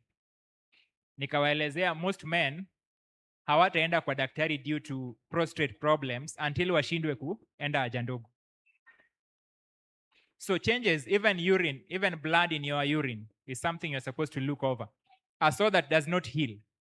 You have a lump or a sore, ama something that is not healing. For months, it is still the same. it is there. You need to have that assessed because it may actually be cancerous. Kidonda yenye haiponi for a very long time and you're not diabetic. Those ones can sometimes lead to something else. Don't assume something of that nature. Number 3, unusual bleeding or what? Discharge. It can be rectal, anal, and it's just persistent over time. It could be cervical cancer. It could be something in you need to have that assessed. Don't let it go. Most of these cancers are very easy to manage when they are very early. But once they've grown and taken a toll in your body, difficult to handle, even with natural what? One of the common challenges we have in alternative medicine, people come to us normally when cancer is stage 4. I think 10% ndio wanakujanga at the early stages, even if it is for just nutritional cancer.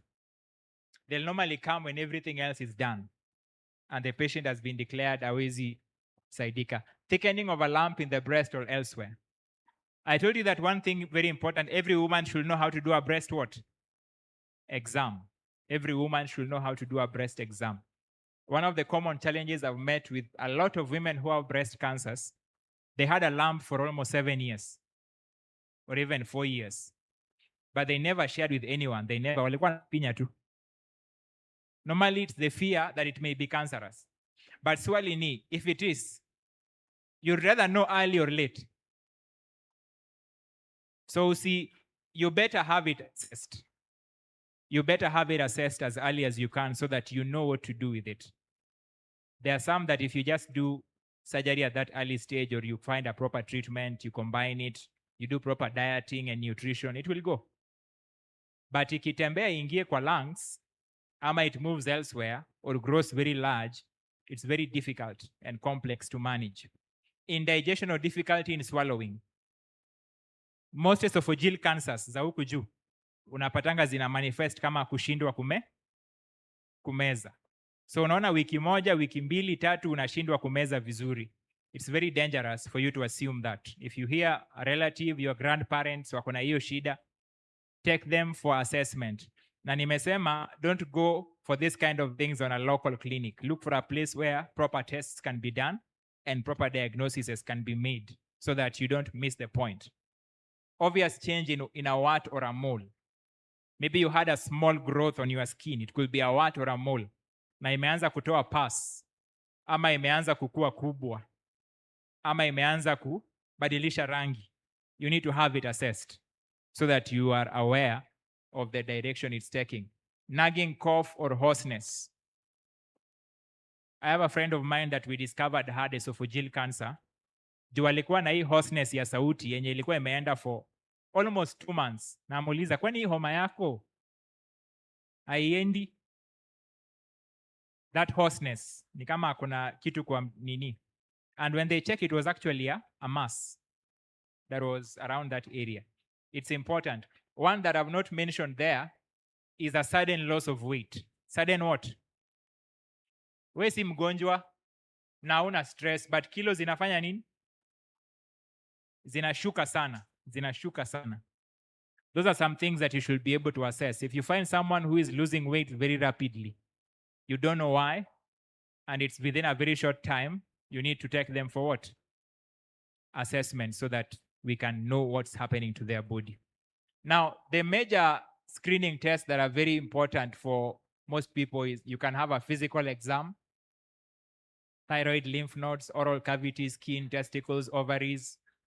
You can have occult blood test for the stool.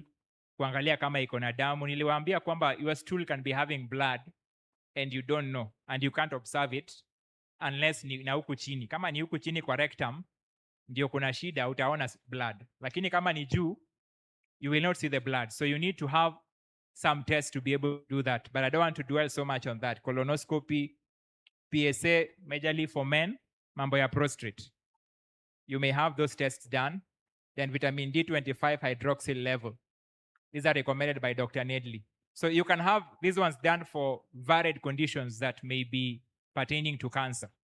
And even tests that determine inflammation in the body and other things. But essentially, it's important for you to have screening. Wale wenye wako na cover ya insurance, there are certain things you need to do. Na mimi nasemanga for watu wenye wako above 60, if you love your parents or your grandparents, take them for regular screening every year, once every year, on some basic things. Wapeleke PSA. Sema tu mzee, tunakupeleka test kidogo, hata usimwambie ni PSA. Si watatoa damu, waangalie. Take them for a screening on a certain thing, just so that you know what's happening to your parents. Because some of these things tunangoja hadi they develop so much. Take your parents for women need to do after 60. After probably 40, 50, they need to do at least a mammogram, maybe once every year. There are so many other things that you can regularly do, just so that you have assessment. If you find an old person akona shida ya bowel movements for a very long time, take them for an occult stool test. Waambia daktari stool yake inakaa aje and what's happening, so that you have an idea of what could be happening. Just move forward. So for women, there is pelvic exam and pap smear. Those can help you be able to assess kama you have cervical issues, ama they are just regular discharge. You know, cervical cancer can begin as a discharge that you think is an infection. Na inaweza enda ibadilike over time. So you need to have the self-breast exam, breast physical exam. I said some of this you need to be able to do on your own. And then we have the mammogram. Very important for women because we are living in the age of breast cancer. And one major thing about it is hormonal issues, but I think we will look at that a bit. Let's just move forward due to time. So what causes cancer and what is cancer? Move to the next slide, please. So I want us to just begin before we even assess cancer. In my experience, cancer treatments and therapies, whether they're alternative or conventional, they work best with early what? Early diagnosis, but they work better with prevention. They are better with prevention, but if you are to treat it, it is best when you are able to screen and know from a very early stage. Just move forward. I'll talk about immunity and carcinogens maybe as we get to the diseases. Just move ahead. I don't know who is at the PA. I want to make sure that I cover as much as I can.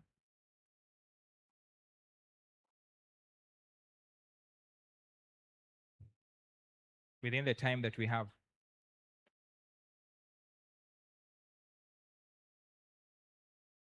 Just move back. I think you may have moved. Yes. Yeah. So I think as we are talking about this, just move ahead. I can see you began with. I want to give you an overview of how cancer operates, and maybe we can look at some of these causative agents. The body, niliwaelezea, I think on the first day I was here, the body has about 100 trillion cells for an adult. And every cell is a basic unit of life. Yani jinsi umeumbwa hivi, you have 100 trillion what? Cells. And every cell is a basic unit of life that God has made that is very functional. And these cells, ziko na kitu tunaita DNA. Your DNA contains the genetic code that determines the color of your eyes, the color of your hair, what will be your height, and apart from that, even how the cell functions, how it is to grow, the size it should grow, ikifika wakati wa kukufa, how it should die. Are we together? How it should do what?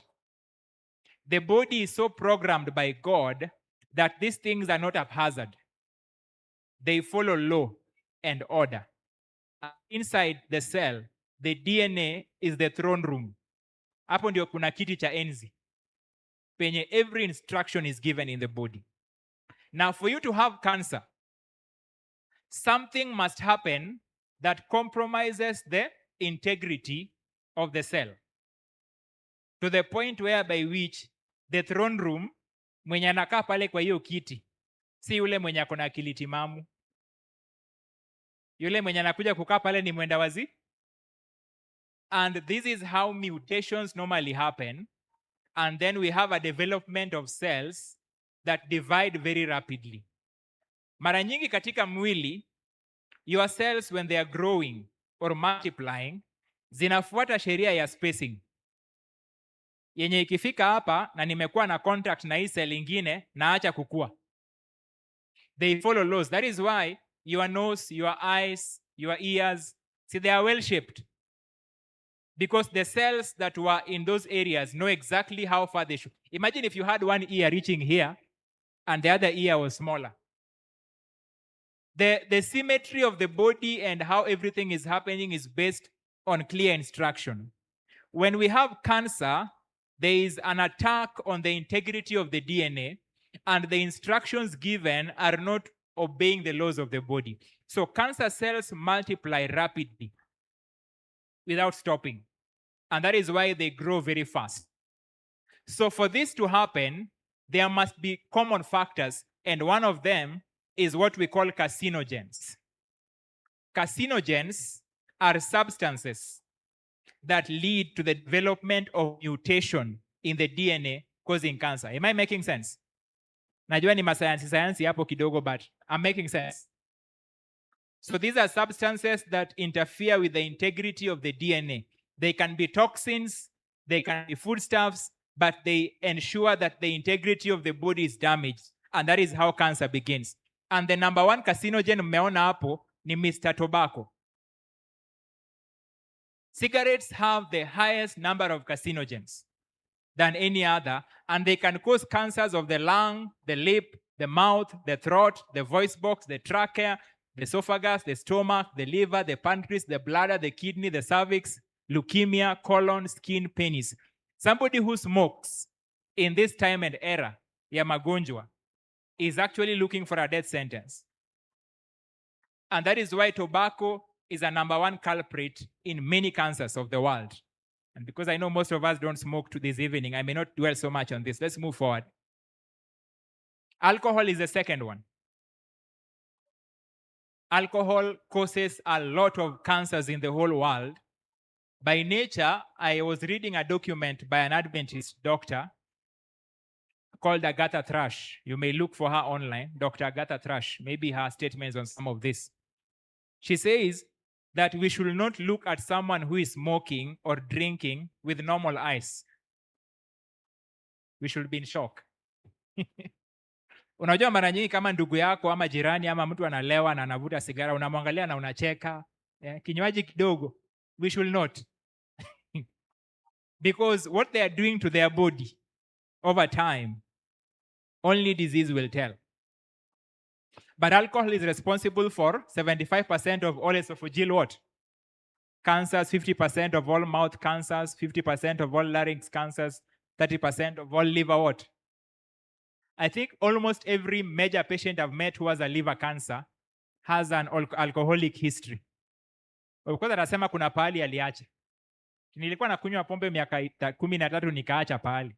But the damage is already where? It's already done in the body.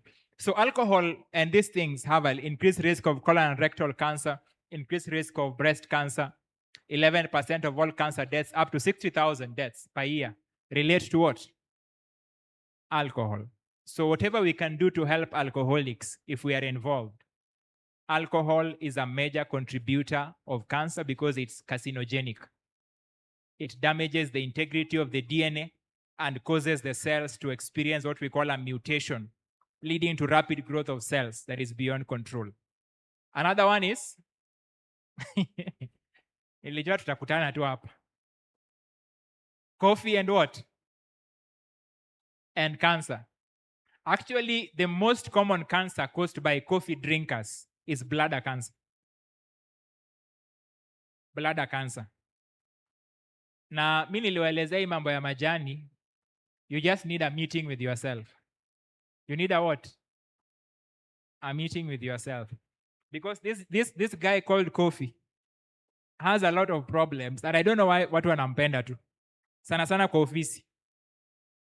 Najua pale kwa ofisi kuna chai ya saa 4. Na kuna ile maybe ya saa 10 pia. Na generally utapata most offices inakuanga majani.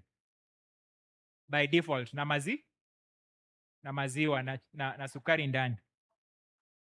And the damage it's doing for Kenyans and people you may not know. So caffeine is not a carcinogen. Caffeine is a co-carcinogen. What that means is it is linked to cancers. It has a substance that makes cancer possible within the body. Let me give you an example. Research is showing that caffeine makes it difficult for the body to repair damaged DNA. Let me give you an example that you may understand. Before you have cancer, it may have taken years and years of damage to your DNA and a compromise of your immune system, because when your DNA is damaged, there are two things your body does. Si nimekwambia kuna cell na cell iko na DNA. Hiyo DNA ikiwa na shida that may cause cancer, your body has two ways of handling it. Way number one, the body will use the immune system to attack the damaged cell. Sawa sawa. Way number two, it will repair. Caffeine interferes with the repair of damaged what? DNAs. One more study was showing that caffeine is the major reason why many ulcer cases don't heal. Unajua ulcer ni kidonda ya tumbo. Because it interferes with the repair of damaged tissue in the gut. So mtu ambaye ako na vidonda kwa tumbo na anashinda akikunywa majani caffeine over and over, mara nyingi kulingana na sayansi, it should take about 3 to 5 days for a wound in your stomach to heal. How many days? About 3 to 5 days. So with a heavy intake of coffee, that duration may not work. And that is why some of us have chronic what? Ulcers. Vidonda ambazo haziponi completely. It is linked to the use of what? Caffeine. Caffeine is in coffee, it is in tea, it is in energy drinks. And that is the reason why it is called a co-carcinogen, meaning it makes it possible for cancer-causing substances to take advantage of the DNA and trigger mutation. And it is linked to how many cancers? Breast, kidney, colon, pancreas, and what? Ovary. Remember, kuongeza juu yake, caffeine has been related to these old age conditions they call dementia, Alzheimer's, because of how it affects the nervous system. So you know caffeine causes wakefulness. Wakefulness ni ile hali ya kushindwa kulala because it excites the nervous system. Caffeine causes insomnia. Si mnajua hiyo? Insomnia ni kukosa nini? Usingizi. Because caffeine inachukua receptors za brain zenye zinakusaidia kupumzika na kulala, inazireplace. So those receptors have nowhere to attach. So ikifika jioni you stay awake and it overstresses the nervous system. Because of that, it is linked to mental what? Illnesses that are very common today. Sana sana kwa wazee, dementia and Alzheimer's. Na utapata wazee wengi wenye wako na dementia na Alzheimer's, they were heavy coffee drinkers. Heavy what? Coffee and tea drinkers. So these things are not merely God telling you eti wewe wacha chai, juu SDA wanawacha. This is about your health. Remember, caffeine is also linked to high blood what? Because caffeine causes the heart to race. It makes the heart to race. By causing the heart to race, your pressure becomes elevated. Now, there is one more dangerous carcinogen that I want to talk about, and this is what we call charcoal broiled meat. 1 kilogram, that is 2 pounds, of charcoal broiled steak, hiyo ni nyama, contains the benzopyrene found in how many cigarettes?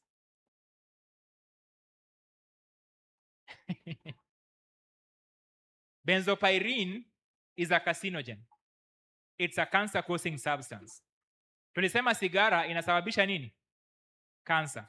Lakini wale wanachukua charcoal broiled meat, 1 kilo contains the benzopyrene found in how many? 600 cigarettes. And that is why the number one common link for colon cancers ni nyama, especially nyama machoma.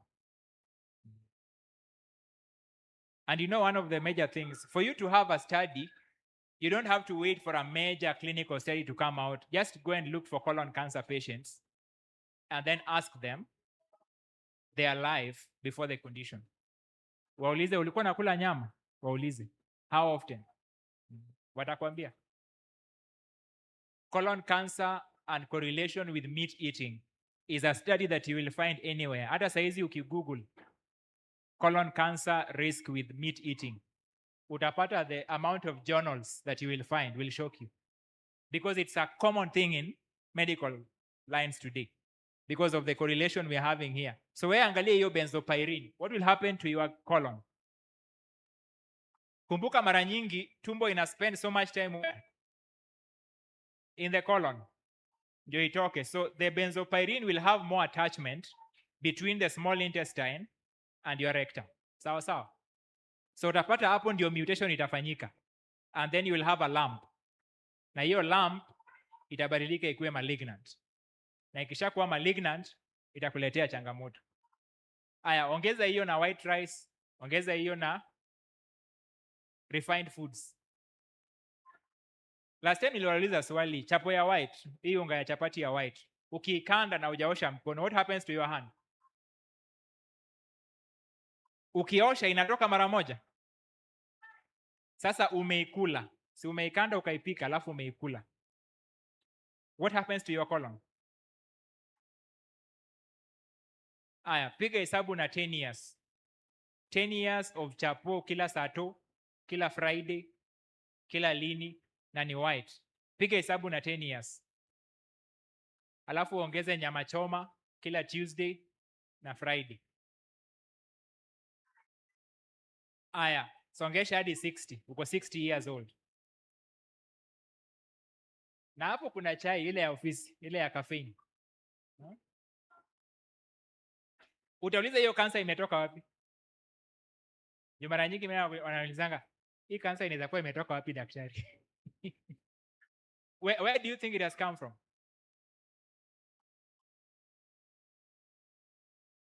By the way, unaweza kuwa hujaiguza hata sigara, hata pombe maisha yako, but you can't tell where the cancer has come from. And then kumbuka kwamba with the current time we are living in, we are born when we are genetically weak. Generations za historia, watu wanazaliwa wakiwa weaker. So we are more predisposed to get sick now than our parents. It is easy for you to get cancer now if you live a bad lifestyle. So that's a common thing of benzopyrene. I think in 2015, the WHO ranked meat as number 5 in the most powerful causes of cancer in the world. Number what? Number 5. Na nakumbuka Kenya Meat Commission waliingia kwa barabara wakaandamana. I don't know if you remember 2015. And there was a huge debate in the SDA church around that time. Just move forward. What about chili peppers?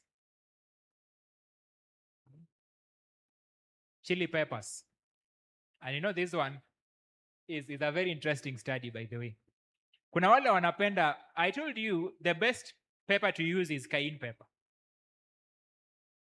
Hii mambo ya black pepper, green pepper, red pepper, those things are not medicinal. Alafu kuna category ya watu wenye wanaamini black pepper ni mzuri. Black pepper is carcinogenic. Carcinogenic means what? Cancer causing. According to research, since the 1970s, cancer experts have tracked a steady rise in the rate. By the way, the researches on these studies I'm showing here are available at the end of this presentation so that somebody can link them. If you want to access them, mtu asiseme nimefanya studies hapa bila backup ya references. Ziko, sawa sawa. The backup references are there so that you can actually go back and look for them. If you want them, you can contact me. I can help you acquire them. So, since the 1970s, cancer experts have tracked a steady rise in the rate of gallbladder cancer among the Chileans, who now have the world's highest rate of death from this disease. Gallbladder what? Cancer. Gallbladder cancer incidence has grown 4-fold among the Chileans. High chili pepper consumption increased the risk of gallbladder cancer by what percentage? 200%. Meaning, according to this research, they discovered that people who take a high amount of peppers have a higher risk of gallbladder what? Cancer. And this was very common among the Chileans. Just move ahead. So we need to just put it in our minds that there is a correlation between what we call condiments and spices with gallbladder what? Cancers. I don't know kama mmesikia tukifunza juu ya condiments and spices kwa kanisa. I think the last time I was here I taught you that nutmeg. Mnajua nutmeg? Cloves. Cloves mnajua? Black pepper. Kina paprika. Mnajua paprika? Kuna wale mia paprika kila wakati. And then kuna klasi ya kina ginger, kuna klasi ya kina garlic na wengine. We need to know when you use ginger to the point inachoma mdomo na inachoma tumbo, you can hear yourself burning. It is no longer food. It is a high level spice. Tuko pamoja? I remember there was a time there was a lady who used to cook chapatis using ginger powder. Na alikuwa na mwaga. After eating that chapa, I would have a heartburn for the next 3 years. Nachomeka tu huku kote, huku hadi mdomo hadi. And I drink water, inaenda for 2 minutes na inarudi. The irritation of these spices on the digestive tract interferes with your nervous system and at the same time can be a trigger for different digestive complications. But above all the list, they have found a major correlation between that and gallbladder cancer. So angalia watu wenye wako na shida ya gallbladder cancer, which is a very rare cancer, but nowadays is becoming very common. You'll find they were eating very high spiced food.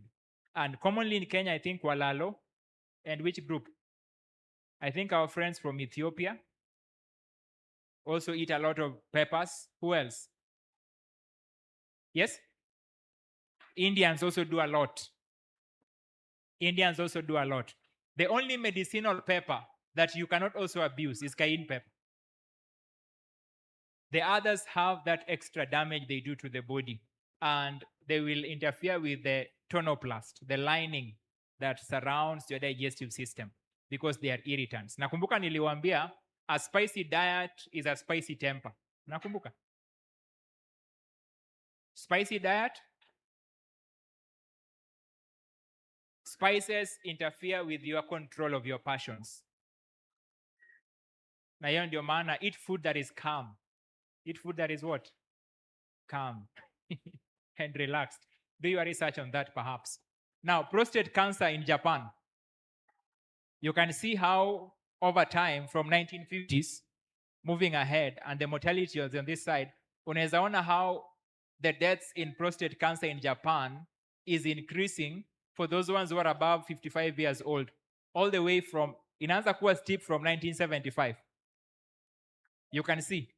And then all ages ni hapa chini, then those ones who are below 54 years old. I told you one common thing I was sharing with an oncologist who had visited me. Alikuwa ananiambia hapa in Kenya, yeye from assessment yake is out of every 5 males who are above 60 years in Kenya, kuna mmoja akona prostate cancer, lakini out of every 3, kuna mmoja akona enlargement, lakini hawasemi. Hawafanyi nini? Hawasemi. What are the signs of prostate enlargement? What are the signs? Yes? Yeah. The flow of urine is very weak. And sometimes you may have trouble emptying your bladder. Ama ukienda kukojoa, unasikia iko, lakini ukifika huko haiko. And you have to go back again, and you have to wait again. Ama sometimes, inatoka bila masaa. It just drips off. So this is a very common thing that is happening. And then now we have the cancer part of it. And why are so many men having prostate problems? What is the relationship between diet and the same? One major thing that was discovered, just move ahead a bit, is how prostate cancer is correlated, number one, with zinc. I think that I've not captured here in the study, but I think we'll get to it. Number two is also correlated with the absence of zinc in the diet. I think there was one research paper that I was leading that was showing that prostate enlargement and cancer are common among black males who have had 5 children or more. So kuna mambo mawili hapo kwa hiyo statement. Jambo la kwanza ni inapenda Waafrika ama wale ambao ni black Americans. Tuko pamoja? Number two, ni wale ambao wako na familia gani? So what they were saying in that study, it is the correlation between the release of zinc in the semen.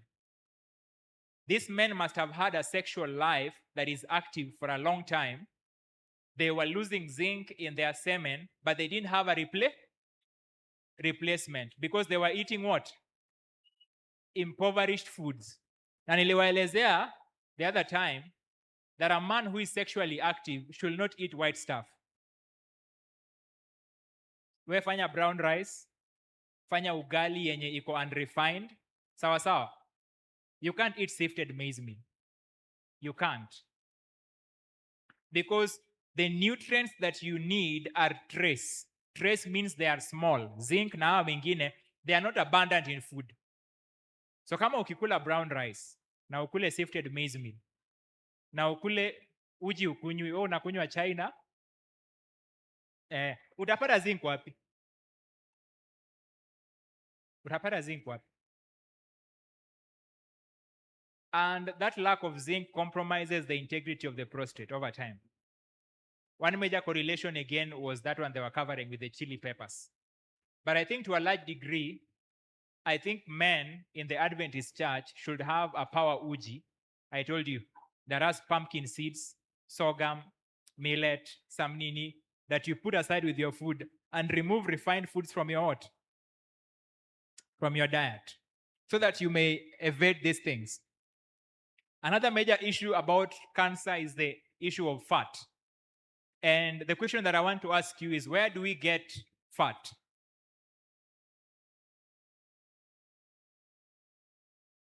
Leviticus 3:17. Si mnaikumbuka? As you are opening the book, there is a study that shows the number of skin lesions. Lesions are, they may be tumors or cancerous cells that could be present in someone's body. The number of those lesions in correlation with the amount of fat that they take.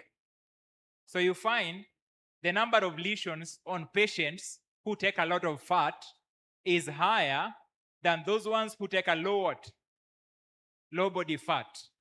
Actually, in our studies, there is a correlation between fat and the progression of cancer, even on patients who have cancer. Mtu ambaye ako na cancer na anakula vyakula zimejaa mafuta, the progression of that cancer is faster than somebody who has less what? Body fat. And that is why unapatanga mara nyingi when we are handling cancer patients, we take them off every food that is high in fat, because there is a correlation between fat and the progression of cancer in the body. So, sources of is animal protein. Nisome? Ninasoma Yes. Walawi 3:17. 3:17. Neno hili litakuwa amri ya daima. Aha. Katika vizazi vyenu vyote, ndani ya nyumba zenu zote, ya kwamba hamtakula mafuta wala damu kabisa. Hamtakula mafuta wala damu kabisa. Majority of the fat that we eat that does not come, achana na vegetable oils and salads and other things that we eat. I'm talking about fat that comes majorly from the diet that is thick and heavy. We either get it from kina margarine, those trans fatty fats that we get kwa margarine, wale wa Blue Band na kuna wale wa kategori ya nyama. Nyama iko na mafuta yake ya kiasi. There are others who get it from milk and what? And eggs. A high animal protein diet has a higher risk for cancer in those who don't have cancer. And also, if you have cancer, the number of lesions does what? Increases for patients who subsist on a high-fat diet. Hiyo ndio maana we want to say categorically that a vegetarian diet is safe for everyone. Sawa sawa. Kuna yule mtu wa why the SDA health message is anti-meat. It is to protect you from cancer. It is to protect you. Just move ahead that I cover time. This is meat eating frequency and colon cancer. I said these researches are there. I have the links. If you want to get them, I can share with you these studies. Can you check the frequency of the kind of meat you eat and the colon cancer risk percentage increase? If you eat meat less than once per month, ambao ni wachache sana. Yani wewe kila mwezi unakula mara moja. What is the risk? According to that research, 0. Kuna wale wako kwa hiyo class? Au ni mara moja tu kwa mwezi?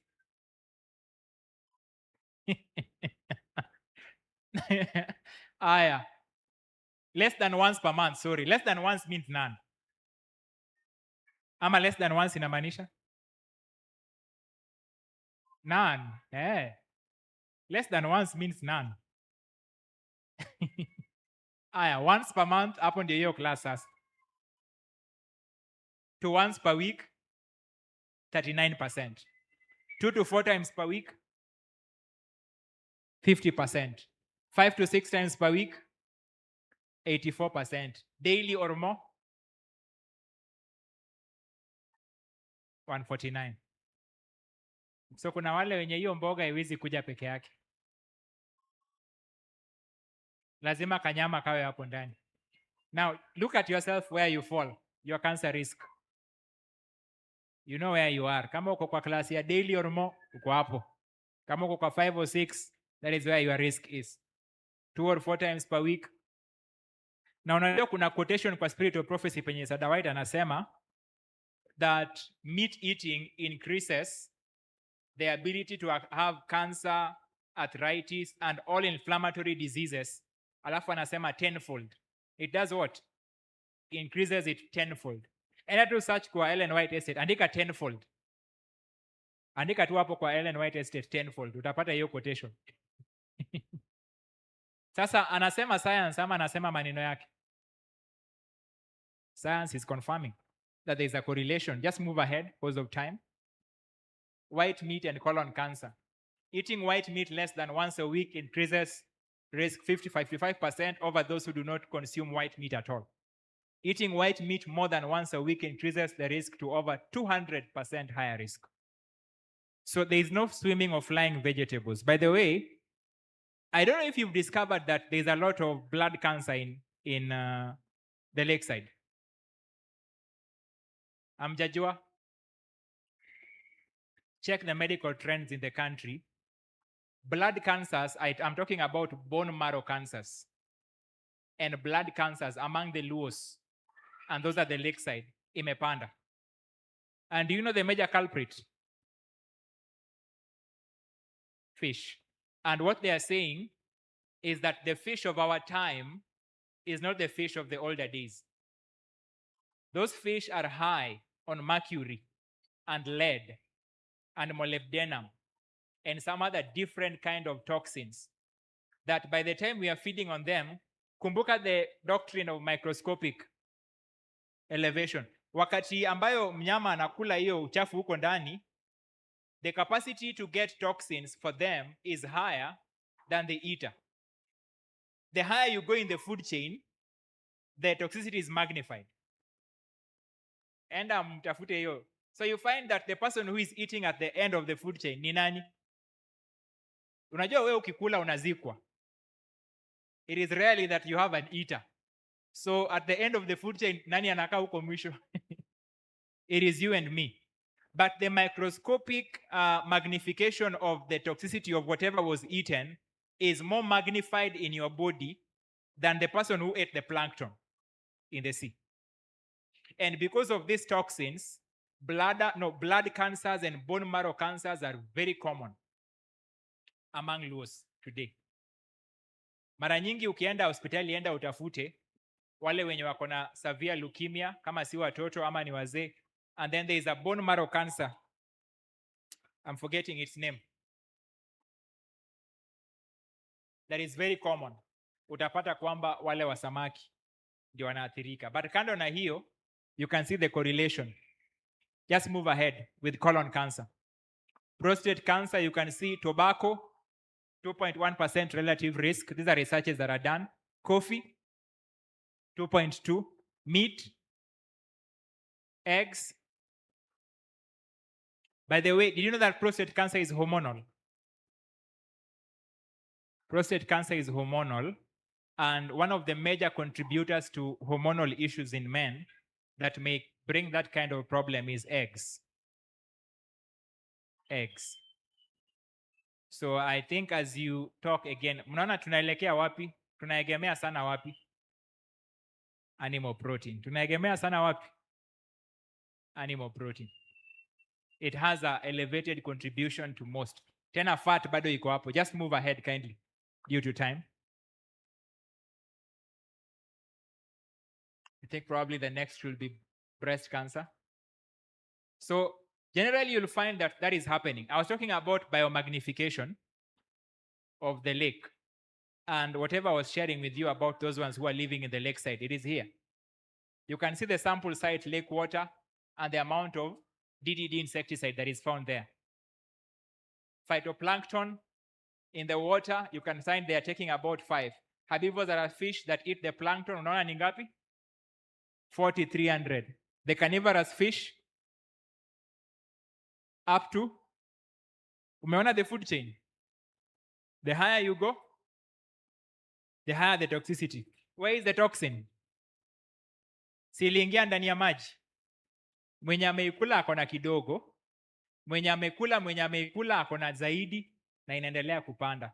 And then who will eat the carnivorous fish? It is you and me. So what do you think will happen to you? Just move ahead. You'll find when it gets to man, it goes higher. So they analyzed the amount of DDT found in breast and milk of mothers.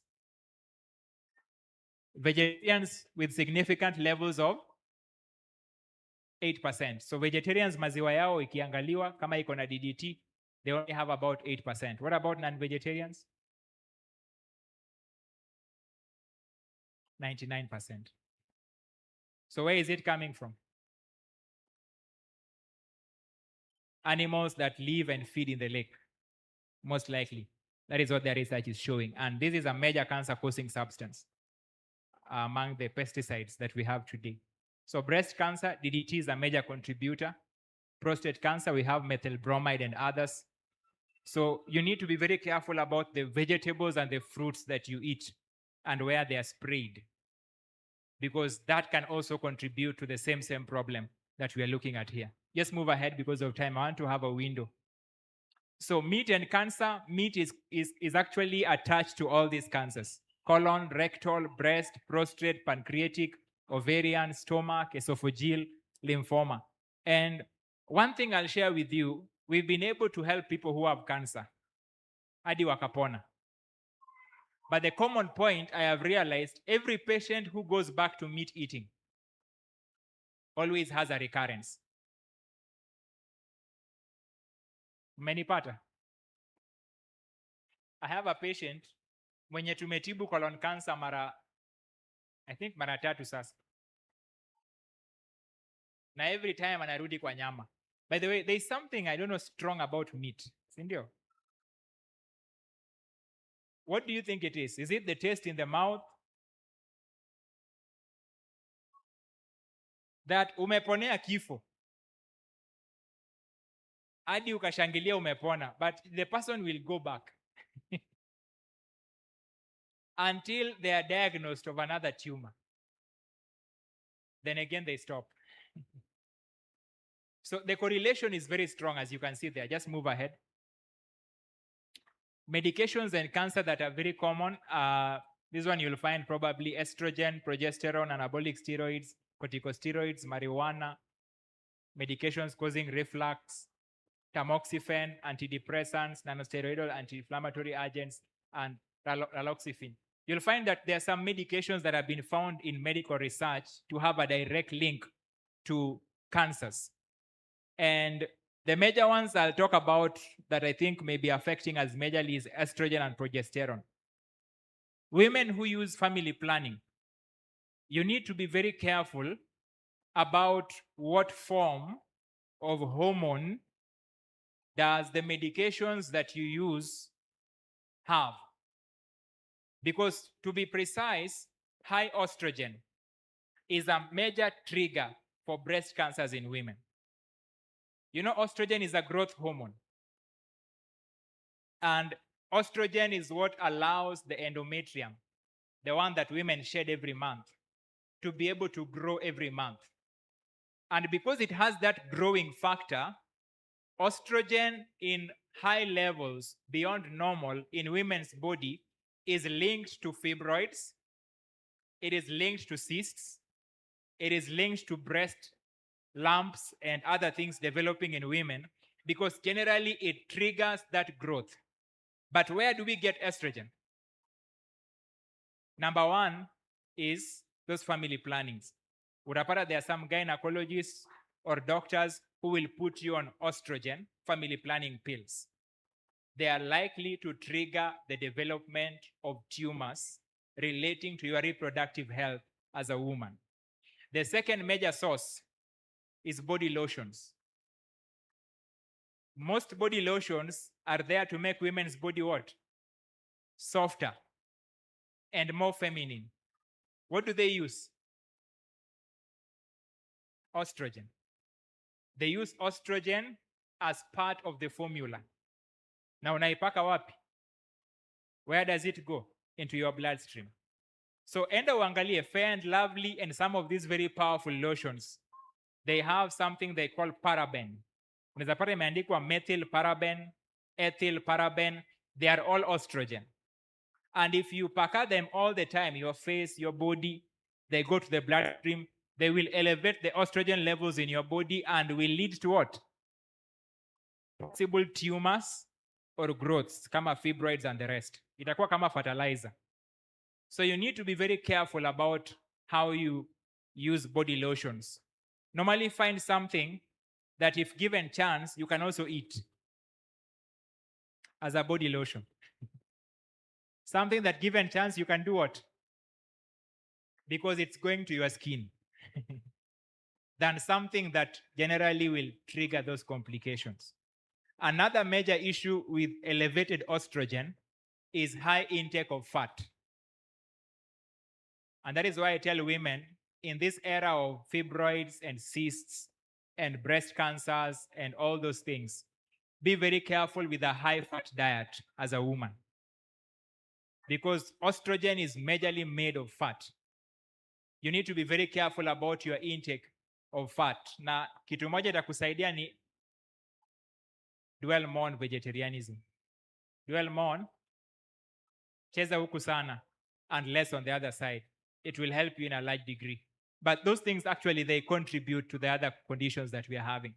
Utapata kwamba the other medications listed there may have a complication that also relates with cancer causing organ. Can you just move forward a bit? So in summary, all the things we have discussed, in summary, tobacco tumeongelea, alcohol tumeongelea. Kuna ingine hapo mmeona imeandikwa high salt hatujaongelea. What do you think could be in high salt that will lead to cancer? What could be there? I think I shared a bit of this with you. There's one thing I want to repeat today, perhaps that you may know. The common table salt by itself is a toxin. Why? Because it is composed of iodine, sodium, and chloride.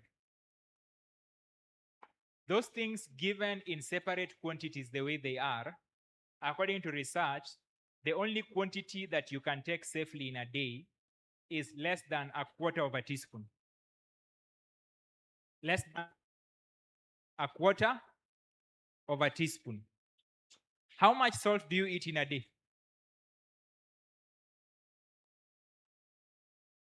Averagely, research inaonyesha 1 teaspoon. That is the reason why when we are teaching the health message tunafunzanga, the best salt to eat is Himalayan salt. Because in Himalayan salt, there are about 80 to 84 nutrients. And they are low sodium and low chloride. So essentially, some of those things that could be a damage as carcinogens to the body, you cannot find them in elevated levels. And that is why if you can, limit your salt intake.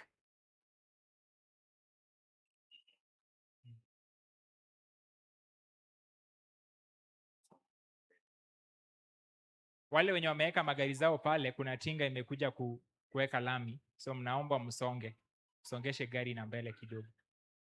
So the point I want to just say is that sodium and chloride given in those quantities of high table salt have a carcinogenic effect in the body, na niliwaelezea pia it contributes to hypertension and other problems of that nature.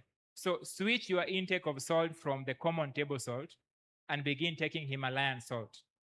It is much better for you. Unless you are having problems of low sodium, then you can use table salt for a while and later on you switch. So essentially you need to learn about that. Meat tumeongelea nyama. I won't go back to that. Toxins tumeongelea benzopyrene, PCB, DDT, and DDE. Those are pesticides and herbicides. Radiation, doing multiple CT scans all the time, every time unapitishwa ndani ya machine, can make your cancer progress. That is why we say a CT scan should be done at least every 3 or 4 months if possible. But isikuwe so closely related because those things emit their own radiation that could trigger those, even X-rays. And then we have eggs, milk, and cheese. Tumeongelea hizo sana. Saturated fat, toxins. Tumeongelea about dairy products. We have viruses. Tumeongelea caffeine. Excess sun exposure can also do that. Asbestos, wood dust, excess sugar in the diet, genital powder and genital deodorant sprays also can trigger cancer or cause cancers.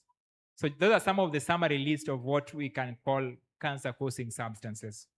Maybe just before I end up closing, how can we prevent cancer? Sindio? I think maybe we can cover some of that in a nutshell and what you can do when you have a cancer patient, then we can call it a day. I'll ask me questions that you have, maybe a few, then we can call it a day. So what can we do to manage cancer? The first thing is boosting the immune system. Actually, essentially, what we do for cancer patients in treatment is we give formulas for nutrition and supplements that can help the patient's immune system do what? Shoot. So by nature, to prevent cancer, you should have your immune system always strong. And that means that you need to know how to arrange your diet and life to be able to damage, because the cancer cells need to be destroyed before they increase in number. Your immune system is given that work. So how do we boost the immune system? Just move forward a bit so that we cover that. Just move forward a bit. No, move back. Ameanza na beta carotene, vitamin A, and other carotenoids. So generally, the factor in preventing cancer is in heavy intake of the color vegetables. I'm talking about carrots. I'm talking about peppers. I am talking about the cucumbers. I am talking about the dark green vegetables. Those ones are the ones that contain the food elements that will help you boost your immune system. And that is why you will find in major cancer treatments done by alternative medicine, we do a lot of green juices. Because in about 1 month, the green juices will boost your immunity. So that is why the risk for all these conditions can be reduced when you are doing this. And utapata when we are teaching nutrition, tunawaambianga 33% of your diet should be vegetables. How much? 33% should be vegetables. And for those ones who know that your vegetables are managu and saga, eat salads. Hakikisha kwamba familia wanakula salads even mara 3 ama 4 kwa wiki. Eka tu cabbage hapo, you grate it. Grate the carrots. Ongeza kitunguu. You can steam some broccoli and steam some cabbage. Add it there. Bind it with avocado or something. Have them eat that. Then give them the main meal. I'm making sense. Heavy intake of vegetables have preventive mechanisms that will protect you from cancer. Because what we do when you already have cancer, we give you a lot of juice that has these substances. Move ahead. Just move ahead.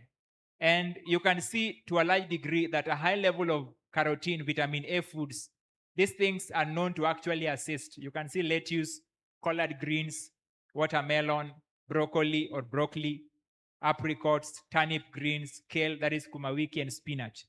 These are just dark green what? Vegetables. And the other colors. Essentially, these are things you can have in your diet, and they can contribute. Have a tendency of eating vegetable salads, especially if you're having any chronic condition or you have a higher risk for them. Just move forward due to time. High level carotene, the other side, you can see mixed vegetables, bell peppers. Nimeongelea bell peppers. Have them in your salads. Mnajua bell peppers? Bell peppers ni jina ya Kiswahili ni gani? Hizi zinakwanga yellow, green, hoho. Hoho. Hiyo ndio bell pepper. Bell peppers. So there's the red bell peppers and the rest. Sweet potato peeled after baking, pumpkin, carrots cooked, orange yams. These high-level carotene foods usually are the best for boosting the immune system. Just move forward. Then we have vitamin C. Where will you find vitamin C? Fruits. I tell people the money you spend on tea and sugar and cakes, spend on fruits. Spend on fruits. And kindly, banana is not the only fruit. Sawa sawa. Banana is not the only what? There are apples, there are grapes, there are so many other fruit types. Na niliwaelezea in terms of power, the family of the berries is the highest in nutrients, berry family. Hawa ndio wako kwa king. Uko juu, berry family. So blueberries, blackberries, what, those are the highest in terms of the kiwi fruit, na wenzake wanafuata huku chini. And then now we have the category of kina watermelon, we have the category of the apples, we have the category of the citrus fruits, kina oranges and the rest. And we have kina banana, na wengine are high in things like potassium. They are saturated. Avocado is very high in protein. So you eat them fairly. You eat them what? You eat them fairly. They're very high in those kind of things. And that's how God created them or made them. So ensure that you do that because they reduce nitrosamines from the meat. They have an antioxidant effect. They protect sperm from genetic what? Damage, reducing the risk of cancers of the kidney, brain, and leukemia in your children. You know, the man has to have a healthy sperm. And that comes from your heavy intake of fruits. So they will help you protect your baby from having genetic problems when they're coming ahead. Move ahead a bit. Fruits should be 11% of what you eat every day. Fruits should be 11%. So have that in mind, 11% for fruits. So tumeongelea foods rich in vitamin C, banana, baked potato, cabbage has tomato, kale, sweet potato, blackberries, and raspberries. You can see the berries are the highest. And you can see also the peppers, hapo chini, the orange juice, fresh, bell peppers, Brussels sprouts, pink and red grapefruit, kiwi fruit, oranges, broccoli, they're equally also having high. So those are foods that have all those things. They did a study on diet against cancer of rabbits. They had one rabbit exposed to extraviolet light for 24 weeks. This rabbit had a regular diet. This rabbit was eating food with vitamin C and E. This rabbit had 24%, got skin what? Cancer. The other rabbit that was eating food with vitamin C and E did not have what? Actually, the easy way of handling cancer is heavy intake of vegetables and fruits. If you can find a way to do it. If you are very suspicious of cancer, anza hata juicing. Just begin a juicing plan. Kila asubuhi ukiamka unakunywa glass moja ya several juices before you go to work. And in the evening, understand that there is no complex way of dealing with this thing. It's the best way of boosting your immune system. Just move forward. Is by providing protection. So vitamin E and prostate cancer. There has been shown that high levels of vitamin E actually is a protective agent against cancer. You can see in that study that we've seen of the rabbits that we've looked there. So where do we find vitamin E? In large sources. You can see soybean and corn oils can have some of that. Wheat germ, spinach, soybeans, mustard greens, blueberries, olive oil, safflower oil. Very high in vitamin E. Soybean oil, almonds, canola oil, almond butter, sunflower seeds, sunflower oil, wheat germ oil. Very high in vitamin E. So I'll suggest at least have one of those. Kama una olive oil, tafuta sunflower oil, have them in your house. Or linseed oil. They are high in vitamin E, as you can see. Foods high in selenium. Still bado unaona wheat iko hapo. Rolled oats, rolled whole barley, black walnuts, cashews, brown rice, oatmeal, sesame seeds. Unaona juu ni wheat. That should be brown, whole grain wheat. You can see it's very high in selenium. Then we have the rolled oats, we have the barley, we have the black walnuts, cashew nuts. Then we have brown rice on about 10, oatmeal 8, sesame seeds about 5.35. So they are very high in that. I talked about fiber. Fiber is the best protection against colon cancer. Where do we find fiber? Unrefined what? Unrefined foods. I won't even dwell on that. I've been teaching you that through the whole week. Just move ahead. Tuliongelea fiber sana. Mnaona huko hakuna? Hii side mnaona? Kuna fiber, eggs, meat, milk, cheese. Lakini huku apples, orange, blackberries, pears, raspberries. So enyewe venye yule jamaa alisema ni kama hii kitu ni anti-animal protein, si ndio? Ama hebu endelea. Ni kama ni anti-animal protein. You can see the fiber sources here. Whole wheat bread, whole wheat 4.3, whole wheat tena pita bread 6.3, popcorn, oatmeal, spaghetti, whole wheat. By the way kuna spaghetti ya whole wheat 4.5, shredded wheat biscuits, granola 6.6, very high. Cauliflower 4.6, broccoli 5.2, pears 6.7, Brussels sprout 7. And you can see the beans down there. On our lentils, that's a lot of fiber. Pinto beans and the navy beans. You can see the amount of fiber there. Just move forward. Hizi ni magonjwa zote zenye unapata kama una fiber in your diet.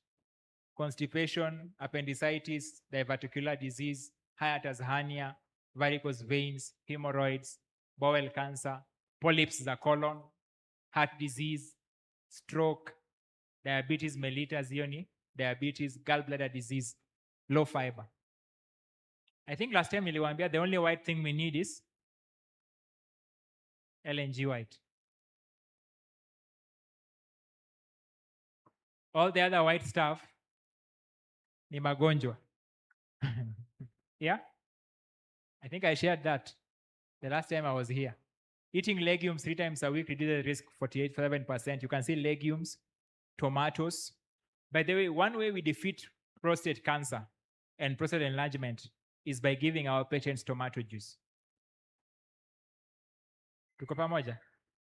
Tomato juice. Kuna herbs chache tunaongeza hapo ndani, but we give them a lot of tomato juice because we realized tomatoes have a strong protective power to the prostate. Very strong. So wale watu wanaofia mambo ya prostate, tomato itawasaidia sana. Tomato juice is very good as an anti-cancer because tomato has something we call lycopene. Lycopene is that redness that you see in the tomato. It's very good and medicinal. I would not recommend you drink any vegetable juice bila tomatoes. Kama umeweka carrots, ongeza pia nini? Na uzuri ya tomato ni iko na maji nyingi. So the juice will be quite reasonable size. Tomato is very good protective, even for the eyes. Lycopene is one of the essential ingredients you need to protect your eyes. So tomatoes are very good. You can see soy milk is also part of that. A glass a day. We give soy milk also to patients of that category because of the reduction pattern. Just move ahead. So the power is in whole plant foods. The power is in whole plant foods generally. And what we do, just move ahead. Just move ahead because I want to finish on the slides. You can see those are just vegetables. Vitamin D is being mentioned here. Of course, there's the risk of obesity. Just move forward because I want to deal with your questions. Exercise and cancer. So prevention, you can see they are the same. American Cancer, American Heart Association, no smoking, no smoking. Avoid obesity, avoid obesity. Eat more fiber, eat more fiber. Eat more fruits and vegetables and less meat. Eat more fruits and vegetables and less meat. Exercise regularly. Yani our researchers wawili wanakubaliana. Tuko pamoja? Kwamba the best way to beat cancer is on those 2 points. Personally, I'll tell you, the therapy we use to fight cancer yenye nimetumia kutibu wagonjwa na imepona haina kitu complex. Iko na chakula zenye tumekataa, sawa sawa, zile tumekubali. Iko na juicing, iko na supplements, iko na some herbs that have been researched that work like chemotherapy. They can trace cancer cells in the body and integrate them. And then kuna kulala, kuna psychological stress management, counseling. Tuko pamoja? Kuna kunywa maji ya kutosha. Kuna kuosha colon because the colon is a major passage of food. Mtu akiwa na colon chafu hawezi process chakula. And most cancer patients are constipated. Most cancer patients, always they are constipated. So we always have a cleaning agent there. Then we cleanse the liver. You can't have cancer with a healthy liver. Hata kama test inaonyesha hakuna shida, by the time you are diagnosed of a cancer or a tumor that is grown, your liver is always what? Compromised, because liver ndio inaoshanga carcinogens. Tuko pamoja? Nani huosha carcinogens? So by the time they pile up to the point they can destroy the integrity of the DNA, the liver ilishalemewa. So lazima uoshe nini? Lazima uoshe the liver. And these things depend on time. The who will take 6 months and the tumor begins to shrink. There are others who will take a year. There are others that the tumor will go in 1 month. Mimi nasemanga ni jinsi Mungu amepa and how the patient has been living. But ideally, prevention against cancer ni those simple patterns that you have seen here. It lies in the diet. And personally, me, I'll tell you, become a vegetarian. Hawa kina nyama, mayai na maziwa. Alafu uongeze sukari na uongeze majani. Na nani tena uongeze pale? Na kahawa. Alafu unalala masaa 5 ama 4. Alafu pali penye unatembea ni ukienda kwa gari yako. You have a lot of problems. I want to have any question come my way with relation to what we've discussed, and I want to just pick them. Utanipea masaa dakika ngapi? 15.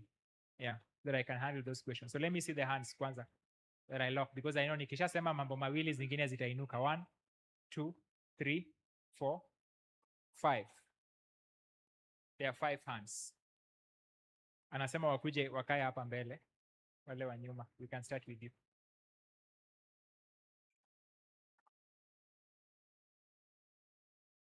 There were 5 hands, I think so. Asante sana mwalimu daktari. Hapa tuko church. Tuko kanisani na tunajiita Wakristo wa SDA. tunasema katika kanisa letu, sikusema umoja, kanisa letu la SDA mpaka huku Amerika na wapi, tunakuwa tunasema kahawa, Coca-Cola sio vizuri, lakini yenyewe tukiwa na function zetu, hata Coca-Cola tunanunua na watu nang'ang'ana nipatie Coca-Cola. Kitu mimi nauliza ni hii. Hii kanisa iko na miongozo yake. Miongozo yake namba 1 ni Biblia, ushauri wa Ellen White. Pengine niseme na kanuni za kanisa. Swali yangu, mimi si msomaji sana. Kuna mahali ambapo Ellen White ameshauri tusikunywe Coca-Cola? Ama ni katika kitabu gani ya Ellen White mpaka ametaja hata majani? Na ikiwa hivyo, mimi na nitaacha Coca-Cola leo. Na hata nikiwa moja ya leaders nita discourage hiyo kabisa, hata sikwe kwa function zetu. Why? Kwa nini mimi nasema hivyo? Tunasema tunaongozwa na Biblia na mashauri ya Ellen White na kanuni zetu za kanisa. Kama Ellen White ameshauri, mbona tungangane na tena kanisani, ndani ya kanisa? Asante, hiyo tu. Amina.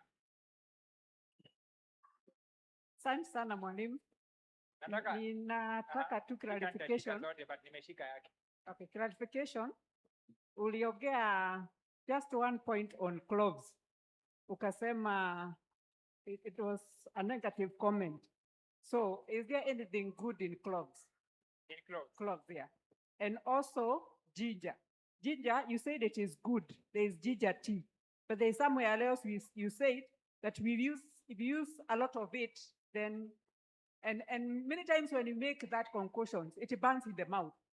So you said by the time it burns, then it may not be good. I just want a clarification. Then about the red pepper and cayenne, some of us cannot differentiate.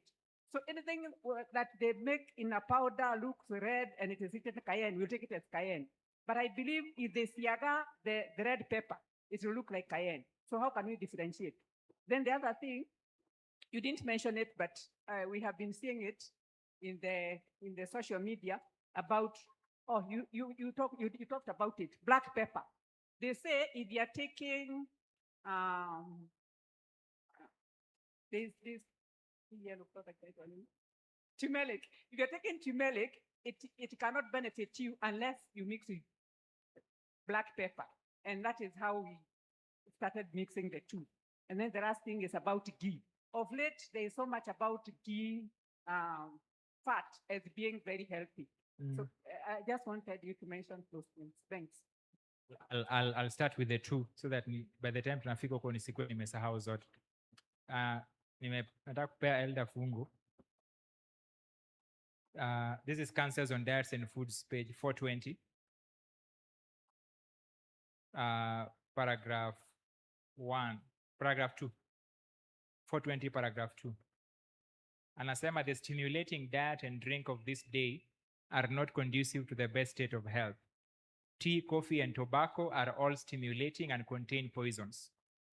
They are not only unnecessary but harmful and should be discarded if we would add knowledge to temperance. The next paragraph anasema, tea is poisonous to the system.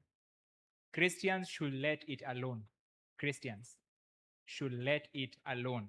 The influence of coffee is in a degree the same as tea, but the effect upon the system is still worse. Its influence is exciting and just as in the degree that it elevates above par. It will exhaust and bring prostration below par. Tea and coffee drinkers carry the marks upon their faces. The skin becomes sallow and assumes a lifeless appearance. The glow of health is not seen on their countenance.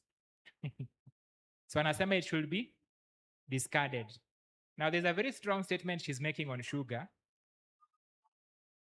In fact, anasema leave sweet things alone. And I think this one I have to read for you, Pia. Maybe you have it on.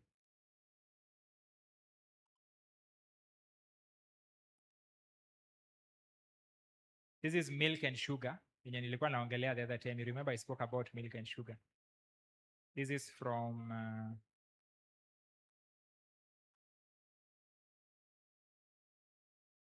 Counsels on Diets and Foods, page 113, paragraph 1. Of course, hajaongelea Coca-Cola, but I'll elaborate. Far too much sugar is ordinarily used in food. Cakes, sweet puddings, pastries, jellies, jams are active causes of indigestion. Especially harmful are the custards and puddings in which milk and eggs and sugar are the chief ingredients. The free use of milk and sugar taken together should be avoided. Kuna kitu moja sijaongeza hapa ni venye you can't put all those things in the slides. I shared sometime later that cancer cells feed on sugar 15 times more than normal cells. Na nikawaelezea wagonjwa wetu wote wa kansa hatuwapeangi hata ugali kama hiyo kansa imekomaa. Kama imepatikana na imekomaa, hata ugali hatufanyi nini? Tunawapeanga oats. Oats. Because oats has a very low glycemic index.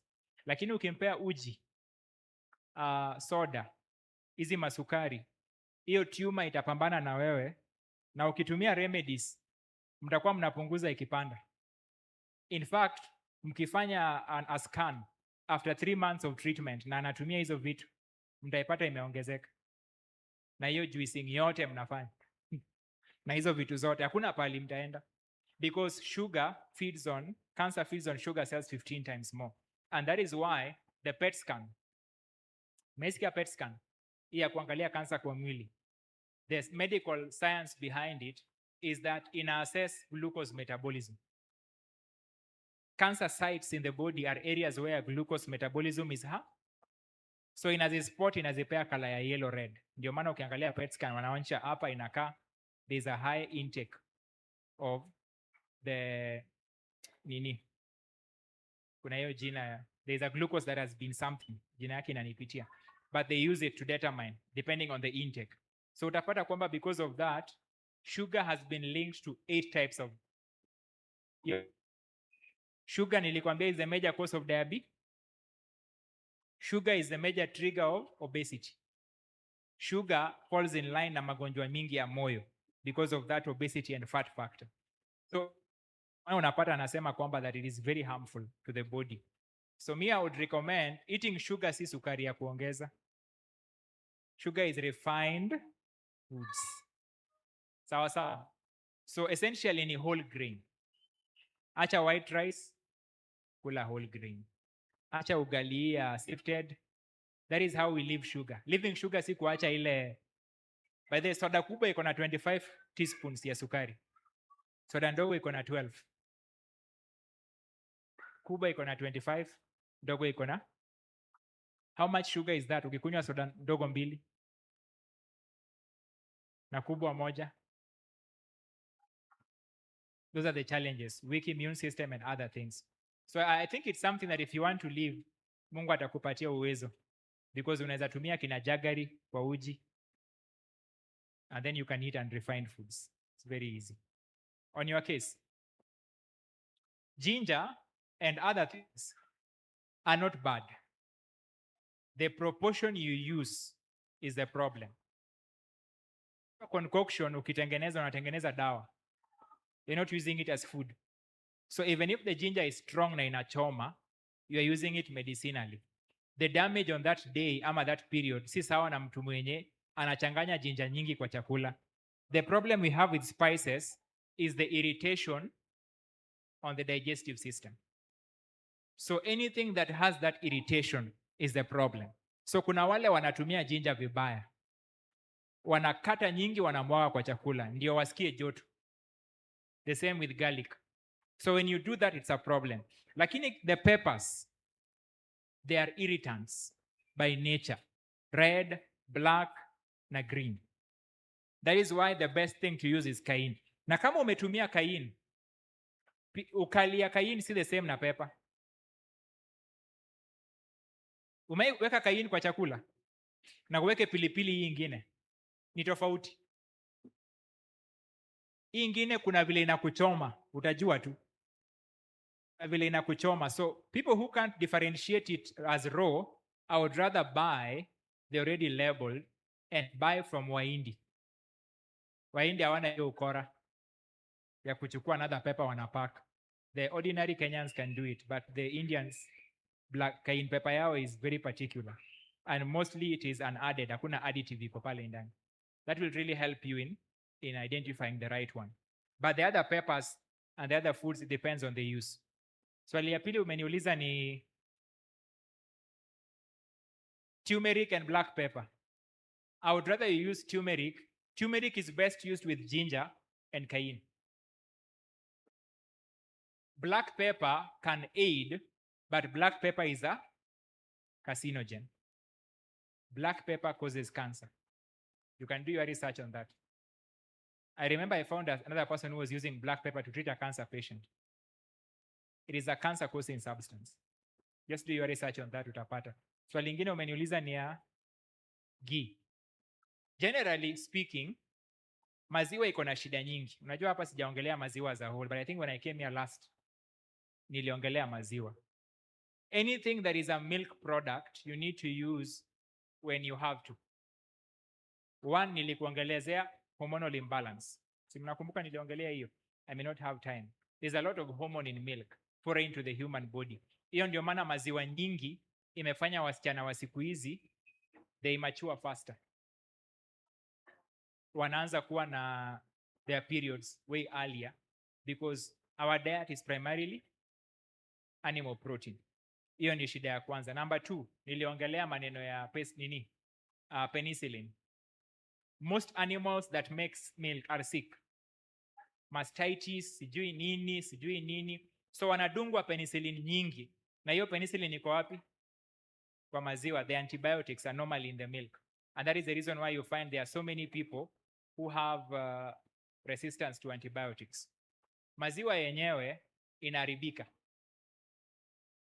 That is why they have a lot of nini ya kuiprotect that they add in the milk. So because of that, it goes for 90 days and more. Those are the damages that milk has. As in siku hizi kununua maziwa kwa shelf, you are taking a lot of more problems. Milk has 4 times more protein than mother's milk. So ile protein unapata ni kushinda kawaida ambao unahitaji. And that is why people have osteoporosis and other complications. Apart from that, again, hiyo maziwa yenyewe, the lactose and the milk protein, ni ngumu kudigest kwa mtu ambaye ni mkubwa. So most allergies kama asthma, blocked sinuses, changamoto ya respiration, itching of the body, they are majorly allergens of milk. Ni vile wenye wanakunywa hawajui na hawataki kuacha. You get? So for me, somebody who wants a turnaround, look for almond milk, do soya milk, better for you. Kini riadha ingine from ghee to cheese to blah, there are so many complications. Na hii side ingine kuna kina linseed, kuna olive oil, na coconut oil. You have varieties. By God's grace utakuwa sawa. Nimemaliza? Nini? Cloves are good medicinally, but if you take them as they are spices. Cloves are best applied externally saa zingine. I use them for myself, napenda kuitumia kwa shida za meno. Napenda kuchanganya cloves, cayenne pepper, charcoal, unga ya chapati kidogo. I make a paste. And then naambianga mtu anaumwa na meno mwenye ameshindwa kulala sana, unaibind pamoja alafu anauma for 15 minutes. Hiyo pain itaisha. You just take cloves, cayenne pepper, charcoal, unga ya chapati ya white as a binder. Then you can add a bit of garlic, but the ginger should be raw. Then ukishaiunda unaifunga ndani ya kanguo, anaingiza hapo kwa hiyo nini anauma for about 15 minutes. Of course mate itajaa, but by the time anaitoa hiyo pain itakuwa imeenda. Kama angeshindwa kulala atalala. If you do that over and over again, itatoa hiyo inflammation. Then you can now go to see a dentist, wonder what the problem is probably. Kama ni cavity ama nini, you see how to handle it. But that will take away the pain ya meno yenye mtu ako nayo. But as a intake ya ndani, cloves can majorly be a spice. So I think the quantity you use, what do you use cloves for? It's a spice. It's kama nutmeg. I would rather use it medicinally. It's also antiparasitic venye amesema. Yes. Leo tukiwa pale mahali tunakula leo niliona walileta mchele ya white na ya brown. Una encourage gani? Juu hapa tunakula mchele on Sabbath sana. Kwa hivyo unaweza tushauri namna gani? Naweza washauri mnunue brown. Tunasikia. Asante. Naweza washauri mnunue brown na mnunue kutoka Mwea. Msinunue hapa Nairobi. It will be the same price na hiyo ya white. Okay, swali langu ni kusema juice ya tomato is good for prostate. Yeah. But now unaona is potato ni tomatoes wanaweka dawa nyingi. So and now that juice you are going to take it raw. Is it not harmful to the body because of the pesticide? I think anybody, this is very important. Anybody taking juices raw or eating salads, when you take that step, you have to mind your source. The moment umeamua unataka kukula vegetables raw, you can't just go anywhere and buy vegetables and start eating raw. Tuko pamoja? You may be in serious what? Problems. So it is good to mind your source. If you can find a source that is less harmful, mwenye unajua where that vegetable is coming from, to some degree that can help you. Because if you go to any place, for me, we buy some of our vegetables from people who supply organically, but we also buy them from Marikiti. But what we've done, we've made arrangements with the farmers.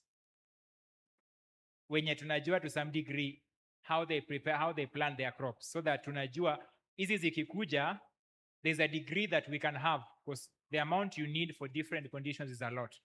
Mgonjwa mmoja anakunywa juice ya 4 liters, 5 liters. Saa zingine, by the time siku imeisha. So you need to be able to find an adequate source, because kama iko na pesticides na the rest itaumiza mgonjwa. So find a source that is less harmful. Number 2, you can always soak these fruits and vegetables in charcoal water. Just take charcoal water that is warm, ongeza vijiko kadhaa ya activated charcoal, and then soak them after washing them. Si unajua umeosha umesugua vizuri. You soak them inside there. Then you rinse with lemon. And then you can now put it in either the juicer or chop them as what? The salad that you're using for whatever meal. But don't just take any vegetable and use. If you're using them probably raw, ensure that soaking in charcoal is done. Wash with lemon water. And that is when you can now use them for whatever use that you're putting them on. But there's still a risk. Yes? Soak for around 15 minutes. Don't soak after chopping. Bado ikiwa whole, ndio usipoteze nutrients. Na maji isikue hot sana so that you cook it. Just a bit warm.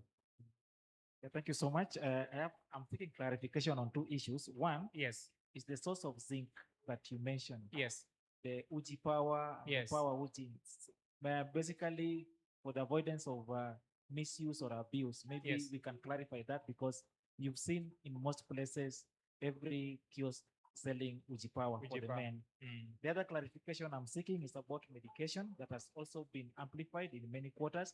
The use of marijuana that was also mentioned here for medicinal purpose only. Maybe we can clarify that. Thank you. Okay. Now, the issue about Uji power, what I shared is this. Unrefined foods have a large quantity of nutrients. Unrefined. Whether it's brown rice, whether it's ugali, whether it's whatever. And it will give a degree of zinc. Lakini zinc nyingi sana iko kwa seeds. Seeds. Pumpkin seeds, sunflower seeds. Kuna hii seed ingine inaitwa kuna simsim seeds na hizo zingine. They are very high on them. So what I say by uji power, unaona sorghum, millet, mahindi, maybe pumpkin seeds, some bit of nuts, inaweza kuwa groundnuts, macadamia or whatever. You add them together, you grind them, and then ukishazi grind, nilisema ukizipika, the degree of heat and time is longer because there are so many elements, but don't mix more than 7. Unaweza weka soya, uweke sorghum, uweke millet, uweke mahindi, uweke pumpkin, you get, uweke simsim, but not more than 7. Na zile zenye zinakaa kama njugu and nuts, umezikaranga kwanza. Hata soya, hiyo uji itakuwa tofauti kama hiyo soya haijakarangwa. Utajaribu utaona. So you unaweza zikaranga kwanza, then you put them in there. Then when you're cooking them, give them enough time, but don't put more than 7, and then give them sufficient time to heat. So I don't know hizo kama uji power inapatwa pahali, make sure at least some of those items to mention there are high. But the major source of zinc for men ni pumpkin seeds. Inasaidia, so at least hakikisha iko hapo ndani kwa hizo. The other issue ulisema ni clarify ni mambo ya marijuana. I think for marijuana, in what sense? There are benefits of marijuana, but there are 1,001 risks that come with it. Do you know marijuana is one of the major leading causes of bipolar among men, wale wenye wanapitia rehabilitation? And kumbuka tena, marijuana can also trigger mental health issues like schizophrenia, mania, hizo changamoto nyingi zenye zinakama along that. So marijuana is a drug that over time generally attacks the what? The brain of the victims. And we also talked about marijuana there and cancer. The correlation study that I think I saw between marijuana and cancer was coming from Harvard. They were saying that marijuana has a toxicity that is carcinogenic to the liver. And niliwaelezea because the liver is affected in one way or another. The liver is the carrier of toxins to cells, destroying their integrity. So marijuana, I can object to it on 2 grounds. Mental health, second ground is toxicity to the liver and to the body at length. So I don't think any good thing it gives can remove whatever bad it provides. That makes sense. I think there was one more question. Yes? It was you? Yes, yes.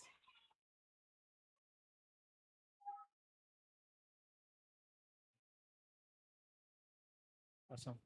Okay, Asante. I had one question. I want to read a sentence from a quote, then I ask my question.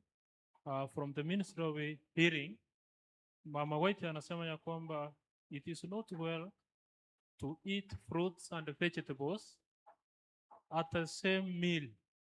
In other words, ni kama lunch tumewekewa mboga greens pale, chakula na matunda na tunagonga sote. At the end of the day, unapata tumbo sina hali gases ni nyingi zinatoka. Kwa hivyo my concern ilikuwa, do you have specific meals unaweza kula mboga pamoja na matunda, or it is purely you don't mix vegetables and the fruits? Even though I am seeing this one happening in all over, whether in church, hata ukiwa pale nje unaona wale ambao wana deal na maneno ya diet wana mix hiyo. But kwangu, because nilikuwa nimesoma here, I have never tempted, but I believe maybe there are some fruits which can go hand in hand with vegetables, but I needed your clarification. The fruits that you can use with vegetables is avocado. Avocado can do. Au wengine wote changamoto. And what will happen is fermentation. The fermentation will cause gas and bloating. I think I even know people who give juices. Unapata apple imechanganywa na carrots. Apple imechanganywa na sijui nini. They are still going against that principle. So utapata people who drink those juices wako na a lot of gas because of that fermentation. So I think the clarification given there is the counsel of God is clear. Even if you're selling juices around here, don't give your clients a mixture of vegetables and what? and fruits, because you will trigger fermentation and blotting. You will destroy the good that you are trying to accomplish. So fruits zikue kando, vegetables zikue. Alafu pia fruits, don't mix more than 3 fruits in one fruit juice. Unajuanga hii cocktail wenye unapata umekewa 5. That is another problem. Don't go past 3. At least do 3 as a maximum for fruits if you're combining them together to make a juice. I think nimemaliza hapo. Was there any? Nimemaliza kabisa. You can see the elders around me because I want us to pray. Let's have a word of prayer, then I hand over. We can rise.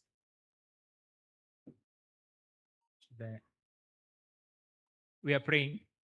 Heavenly Father, we thank you for the message this Sabbath afternoon. Grant us the power and the grace to live by these things we've learned. For this our prayer in the mighty name of Jesus Christ. Amen.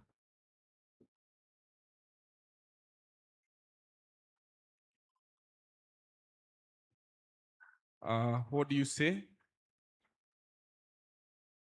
Tunasema nini?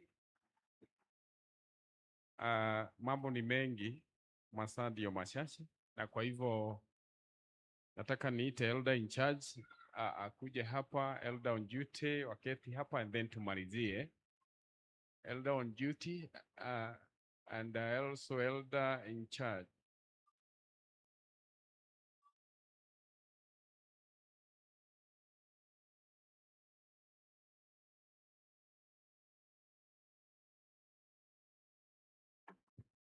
Tunataka tupeane namba yake ya daktari hapa. Nataka uandike so that ukiwa na swali la kibinafsi unaweza muuliza swali. 0711